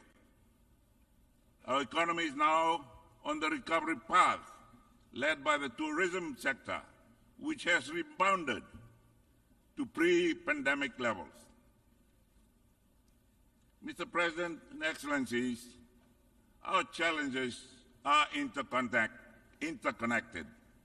They must be addressed by integrated responses through effective multilateralism. International cooperation and solidarity are essential to protect our collective interests through targeted engagement. Peace and security are fundamental for sustainable development. Fiji will continue to uphold global peace and security, as we have done for the last 4.5 decades. I'm proud to be standing here, having commanded 2 of our peacekeeping battalions. Currently, our peacekeepers are participating in 6 United Nations missions, contributing to the search for peace. We are committed to the Secretary General's new agenda for peace, which outlines a vision for multilateral efforts based on international law for a world in transition. This new agenda for peace echoes and is consistent with the Bow Declaration on Regional Security issued by Pacific Forum leaders, which declared the Pacific to be a region of peace. This concept of peace is the premise for our future. I believe it is time that we must consider the Pacific as a zone of peace. We have had discussions on that concept at the regional level, and I am convinced that this will be the Blue Pacific's contribution to world order, the zone of peace. Mr. President, Excellencies, the Blue Pacific is the world's largest ocean. It is also an important carbon sink. Therefore, it is important for humanity that it must be protected and sustainably managed. The large ocean states of the Pacific are guided by the 2050 strategy for Blue Pacific continent to navigate challenges and leverage collective strength to create a prosperous and sustainable future for our peoples. Mr. President and Excellencies, this year marks the 75th anniversary of the Universal Declaration of Human Rights and my 75th year of life. We are committed to our obligation to implement human rights covenants and conventions emanating from that Universal Declaration. I'm also pleased to confirm that the government that I lead is committed to implementing the United Nations Declaration on the Rights of Indigenous Peoples, UNDRIP, and ILO Convention 169 on the rights of tribal and indigenous peoples. We join the international community to affirm the implementation of indigenous peoples' rights and aspirations. Mr. President, Excellencies, the Climate Ambition Summit earlier this week called for enhanced commitment for climate action. We must commit not only to reduce emissions, but also support vulnerable communities and foster climate resilience. We look forward to COP28, in particular the finalization of the loss and damage fund modalities. We remain hopeful that the pledges towards the 100 billion climate finance goal will be met this year. Climate finance is inaccessible, in particular for small island developing states. Therefore, there is an urgent need for reform of the global financial architecture if future targets are to be met. Fiji welcomes the announcement by President Biden earlier this week for his commitment to contribute $11 billion a year to international climate finance to help lower-income countries implement their climate goals. I also commend the United States leadership in the reform of the World Bank, which is geared towards helping low and middle-income countries to access finance. Mr. President and Excellencies, whilst the midterm review of the Sendai Framework for Disaster Risk Reduction 2015-2030 recognized some progress in implementation, there is room for improvement in the pace of implementation. In Fiji, we continue to strengthen our disaster risk reduction approach through building resilient infrastructure, strengthening early warning systems, enhancing community preparedness, improving disaster response capacities, and promoting ecosystem-based approaches. Fiji will continue to deploy humanitarian and disaster relief and rehabilitation to its neighboring countries, including for bushfires, severe tropical cyclones, earthquakes, and tsunami. We are also undertaking climate mobility adaptation strategies. As of today, we have relocated 6 coastal communities out of the 42 communities that have been identified for urgent resettlement and relocation. Mr. President, Excellencies, as a party to the UN Convention on the Law of the Sea, Fiji continues to recognize the significance of ocean conservation and the sustainable use and management. Earlier this week, I joined other leaders in signing the Treaty on Biodiversity Beyond National Jurisdictions, BB&J Treaty, with the intention to ratify as soon as practicable. I'm pleased to report that Fiji will ratify the World Trade Organization Agreement on Fisheries Subsidies after endorsement by the Fiji Parliament last week. To combat plastic pollution, Fiji is actively engaged in negotiations for the new treaty. We urge countries to finalize the treaty by 2024, before it is too late. Mr. President, Excellencies, for small island developing states, the triple burden of non-communicable diseases, mental health, and the climate emergency are straining the health infrastructure and resources. Health financing, infrastructure, supply chain management for medicines, consumables, and medical equipment, and workforce retention and deployment and development are critical for Fiji and other small island developing states. The WHO SIDS Voluntary Health Fund established this year will address the technical capacity building needs of SIDS. We encourage development partners to contribute to that fund. Fiji also supports an overarching WHO accord for pandemic prevention, which is currently being negotiated. Equity must be at the center of our global health responses. Mr. President, Excellencies, we welcome the progress made thus far on Multi-Dimensional Vulnerability Index, MVI, to support access to credit through concessional financing and debt relief.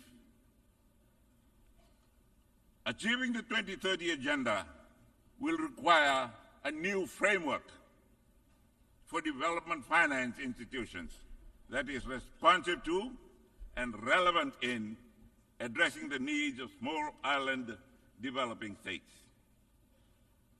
Mr. President, Excellencies, leaders, the people of Fiji, on whose behalf I address this August Assembly, have given me the responsibility to lead our large ocean state. I cannot fail them. We need genuine and durable partnerships that ensure our collective security, that ensure we facilitate economic prosperity, ensure that we safeguard our resources. It is time to tell it as it is. It is time to be bold and to be blunt, to do what is necessary for our very survival.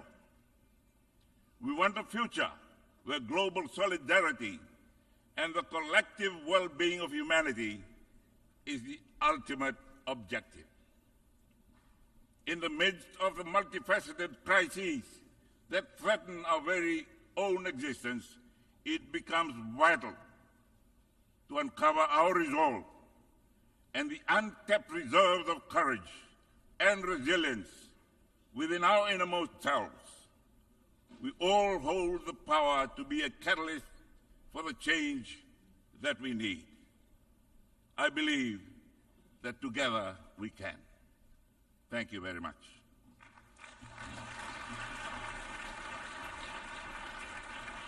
On behalf of the Assembly, I wish to thank the Prime Minister and Minister for Foreign Affairs, Climate Change and Environment, Civil Service, Information and Public Enterprise of the Republic of Fiji for the statement just made, and I request protocol to escort His Excellency. We will now hear, the Assembly will now hear an address by His Excellency Xavier Bettel, Prime Minister, Minister of State, Minister for Communications and Media, and Minister for Religious Affairs of the Grand Duchy of Luxembourg. I request protocol to escort His Excellency.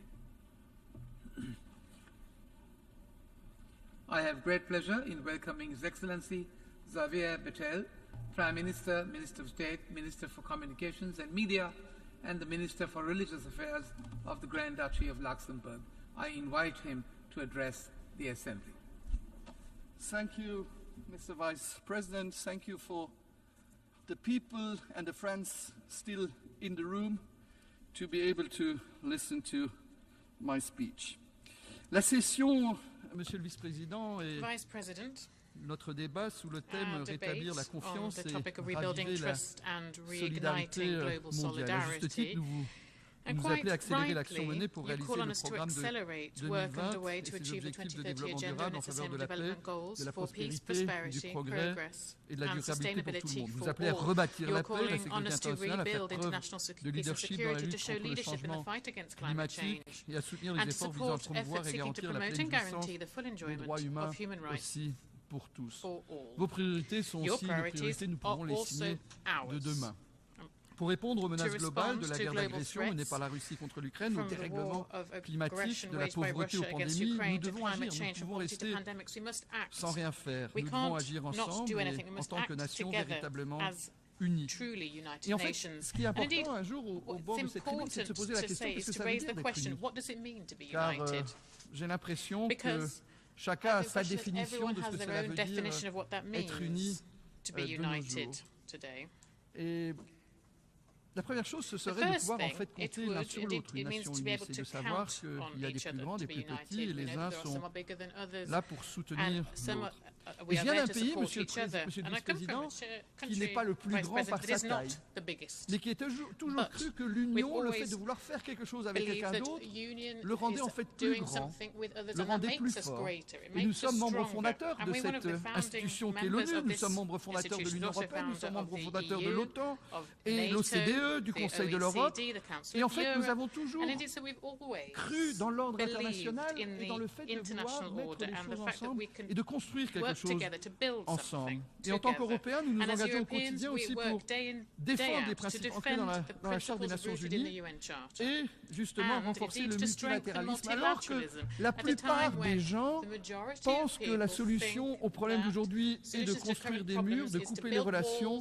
Moi, je fais partie de ceux qui suis convaincus que c'est le fait de vouloir construire des ponts qui est la solution que l'on doit avoir. Alors permettez-moi tout d'abord de parler de l'aide du Luxembourg au développement durable. Nous avons le sommet sur les objectifs des développements durables, ce qu'on appelle les ODD, donc qui s'est tenu justement ici il y a quelques jours, nous a rappelé l'urgence de redoubler d'efforts si nous voulons atteindre justement ces objectifs d'ici 2030. Nous avons vu les effets dévastateurs de la pandémie, du Covid-19, la guerre menée par la Russie. En fait, tout ça entraîne aussi des indicateurs de pauvreté dans beaucoup de pays en développement. Et nous voulons continuer en tant que Luxembourg de continuer cette solidarité aussi avec les autres. Nous consacrons depuis plusieurs années 1% de notre revenu national brut à l'aide publique et au développement. Notre appui se concentre sur les pays les moins avancés et les secteurs sociaux de base.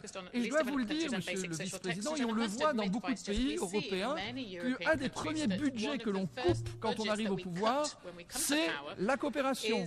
Car c'est vrai que ce n'est pas très populaire de dire qu'on va aider quelqu'un à l'autre bout du monde, alors que certains populistes vous diront qu'on a des problèmes chez soi. Et ce n'est pas réaliser que les problèmes que nous avons chez nous, croyez-moi que c'est des problèmes de luxe dans la plupart des autres pays du monde, et que les autres problèmes qu'eux peuvent avoir, c'est des problèmes de survie, alors que la plupart du temps chez nous, ce sont des choses où on pourrait de temps en temps même se passer, je le pense, sérieusement. Et nous avons eu l'honneur aussi de préparer avec l'Afrique du Sud le dialogue de haut niveau sur le financement du développement qui s'est tenu le 20 septembre. Et ça a permis justement d'identifier aussi les pistes pour combler le déficit de financement des ODD en partenariat avec les institutions financières internationales et le secteur privé. Il s'agit aujourd'hui de mobiliser les ressources dont le pays en développement ont besoin pour sortir de l'endettement et assurer le financement. Notre action climatique est certes pas non plus populaire aujourd'hui, car dès qu'on fait des mesures, dès qu'on change en fait le quotidien de chacun, c'est jamais populaire. On le sait, quand on dit on doit changer, ce n'est pas quelque chose que les gens aiment. Mais nous serons jugés par les générations futures si nous ne prenons pas nos responsabilités aujourd'hui. Alors peut-être prendre des mesures impopulaires aujourd'hui, mais si nous voulons aussi leur garder une qualité de vie telle que nous l'aimons, il faut aussi en être conscient. Et ceux qui ne croient pas au dérèglement climatique, et j'ai eu des politiques, j'ai déjà écouté des politiques aussi à cette tribune, qui doutaient presque des changements climatiques. Alors moi je ne sais pas comment c'est chez vous, mais chez nous, nous avons eu des tornados, nous avons eu des inondations, des choses qu'on ne connaissait pas auparavant. Donc ce que l'on regardait à la télé avant, où on se disait « Ah, ça se passe à l'autre bout du monde », ça arrive chez nous. Et ce n'est rien par rapport à certains collègues ici dans cette salle, chefs d'État et chefs de gouvernement, qui ne savent pas si leur pays va résister et exister encore à long terme. Imaginez-vous, ressortissant d'un pays, à vous dire que votre pays risque de disparaître par la fonte des icebergs, la fonte des glaces. Réalisez-le. Qu'est-ce que vous voulez construire pour l'avenir? Comment lutter contre ça? Donc pour nous, on partage l'engagement du secrétaire général et nous avons souscrit, j'avais la chance d'être Premier ministre déjà en 2015 à l'accord de Paris. Il est important de continuer aussi dans ce sens. Et nous allons appuyer les négociations aussi à la COP 28 en vue d'établir un nouveau fonds pour les pertes, aussi les dommages afin d'aider les pays qui sont les plus vulnérables. Nous renforçons aussi notre financement climatique international qui vient s'ajouter à notre APD. Notre gouvernement vient aussi de décider justement d'augmenter la contribution de Luxembourg au Fonds vert pour le climat, 25% pour la période 24-27. Et nous travaillons justement aussi en étroite coopération avec la Banque européenne d'investissement dans le domaine de la finance durable. La place financière du Luxembourg, en particulier la bourse de Luxembourg, a aussi émis les premiers green bonds. Et nous avons ici la mobilisation de capitaux privés. Et pas plus tard que hier, dans notre ambassade, nous avons reçu le collègue du Cap-Vert ainsi que les collègues aussi du Rwanda, où ensemble nous avons pu démontrer que l'on peut joindre le privé et le public si on veut résoudre ensemble. On n'arrivera pas tout seul en tant que pouvoir public. Nous sommes dans, pas l'obligation, mais vraiment dans, si on veut le faire, de mêler aussi, d'avoir le privé qui participe. Donc moi, pour ceux qui ne savent pas encore, vous êtes les bienvenus au Grand-Duché de Luxembourg, de venir visiter notre pays, de voir les différentes possibilités qui existent pour joindre le privé au public, pour voir comment on peut aussi avancer dessus. Dear President, and I just listened to the former speaker who spoke about human rights. I'm sure if we would ask all the delegates today what means human rights for one and the other, it's a shame that still in 2023, human rights depends where you are born. It depends of your religion. It depends if you're a girl or a boy. It depends of your sexual orientation. Today to know that depending on your place of birth, the human rights are different for the one than for the other is still a shame to have that in 2023. And it's not about human rights, it's also about civil rights, economic rights, rights to education, rights to be different, rights of diversity, rights of women, rights of the capacity to choose yourself, and not that someone else thinks he knows better what is good for you. That's the reality still in 2023 when we speak about human rights and universal human rights, and when we speak about United Nations. No, we are not united when we speak about human rights. The definition of human rights depends still today where you were born. And I can tell you that's not the best success that we have. And we still celebrate the 75th anniversary of the Declaration of the Human Rights. And for us, the defense of human rights for women and for children will stay a priority. And we are also proud to have supported an initiative about the decision also to create an institution for the people who disappeared in Syria. For us, we have to fight intolerance. And I would ask you just to be intolerant to intolerance. Is it still normal that nowadays in some political parties try to explain us, for example, that Second World War was not such a terrible period? Just go to Auschwitz and see what happened in Auschwitz, where millions of Jewish people were killed. They were killed because they were Jewish, they were gypsies, they were gays, or they were left-wings. Go there, you will see thousands and thousands of luggages. You will see crutches, you will see hairs, you will see glasses. And people were just a number. This was what happened on my continent. And we still today, some people think that this is just a small part of our history. I thought we would learn from the past when I see what happened also after Second World War. When you see today that being gay, being lesbian, being trans is still a death penalty. If you realize I'm myself gay, it's not my choice. I didn't wake up in the morning to ask myself, oh, why I'm gay today. The most difficult part was to accept myself.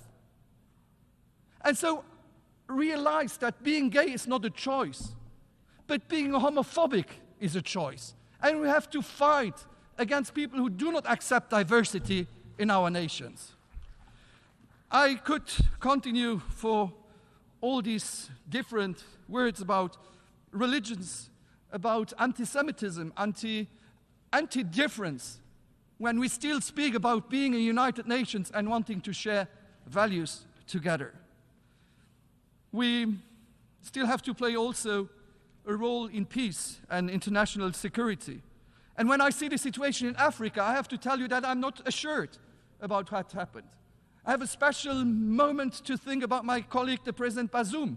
He was one of the stable countries as President of Niger. He's now in custody. I want to tell you that for us it was important to support also the African countries who condemned the coup. It is not the power of the strongest, of the one who has the weapons, who has to win against democrats. We have to continue to fight for this.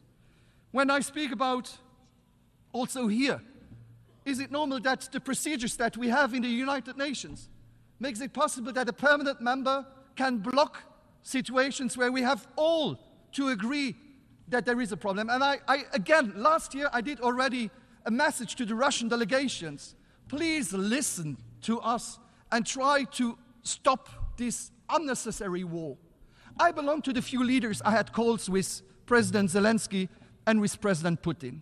I got criticized for having done this call, but I don't regret it. If we want to find solutions, we need to speak to the one and to the other. But when I realized that there was no will from Russian side to find the solutions, there was no will to save lives, I gave up. So the Russian delegations, please, there is no reason to kill innocent civilians, to rape women, to kill children. I grew up in peace. I never lived a war.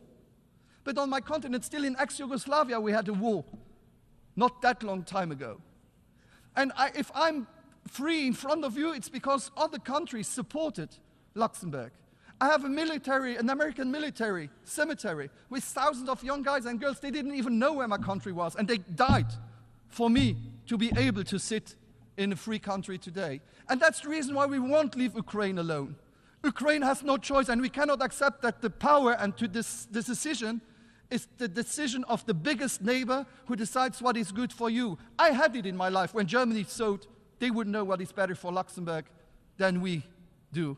And so we will continue to support Ukraine, and we want them leave alone. And we need to make it understand to the Russians that they did the wrong decisions. And we need also to sue. We cannot accept that crimes has been done and won't be punished. Dear friends, it's the 8th time that I'm able to make a speech in front of you, being Prime Minister now for 10 years, since 2013. And I'm proud about the contributions and the work my country has done also during this period in the United Nations. We have been an active member of the Security Council between 13 and 14, and during this strong experience, we also wanted to re-propose a candidature in 2016 for the Security Council for 31-32. In 13, we also decided to be a candidate for the Council of Human Rights, and we've got elected in October 21 for the mandate 22-24. In October 22, we presented also our candidature for the Council Executive of UNESCO for the period 25-29. It's not to be candidate just to be candidate or to sit in a room. We want to have an added value when we put candidature also. We want to continue to fight for what I told you before. We want to continue for being united nations, what it means to be united. And if we have differences, to respect, but I try at least to convince, to exchange, and to move on to closer united nations than we have it done before, with young people, with a civil society. And we should think really about the procedures also, with the fact that with the procedures we had, usually we do procedures where everything is okay, but we realize then we have troubles with a permanent member, it is difficult to move on. And also, we have to give a voice to the African countries today in these institutions too. Dear President, just to conclude, we will be a united nation, as I told you before, where wherever you get born, wherever your parents did, whatever religions they have, whatever your sexual orientations be, your political orientations will be, you will be able to have the same right to live, to be educated, and to be as you are, and not like other people would love you to be. Thank you so much.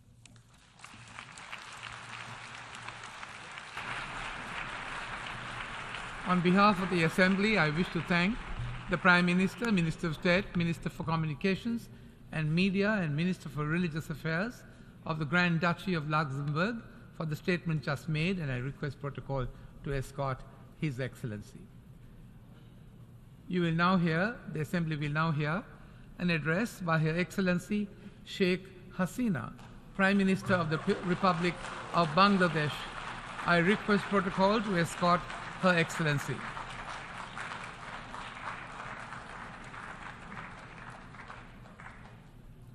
I have great pleasure in welcoming Her Excellency Sheikh Hasina, Prime Minister of the Republic of Bangladesh.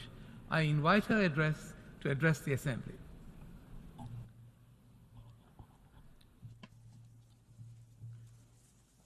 Bismillahirrahmanirrahim. Honorable President, I am reading out the shorter version of my main speech due to time constraint.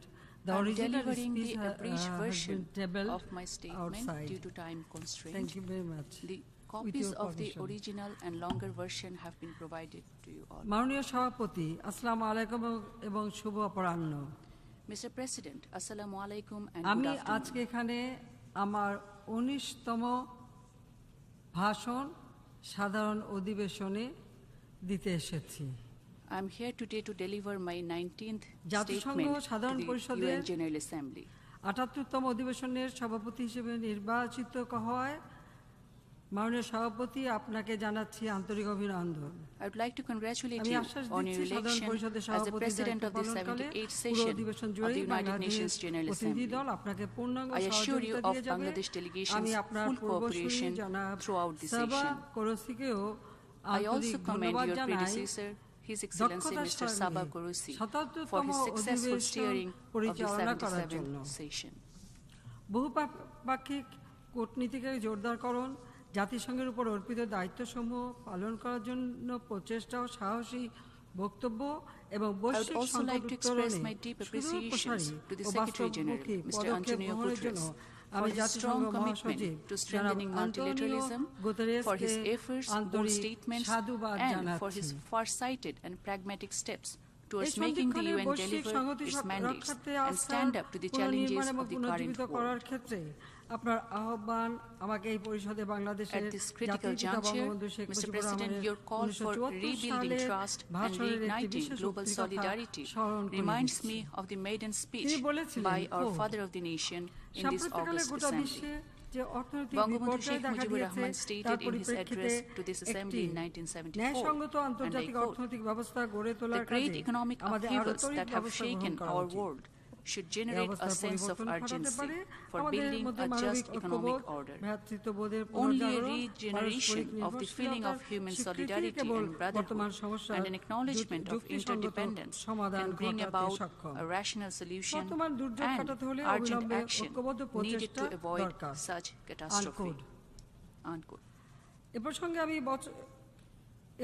প্রসঙ্গে আগামী বছর summit of the future In this connection, we deeply appreciate the Secretary General's initiative to convene the Summit of the Future next year.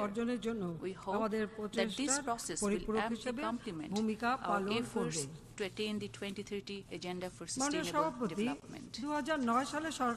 Mr. President, since assuming office in 2009, we have transformed Bangladesh from a lower middle-income country to a middle-income country.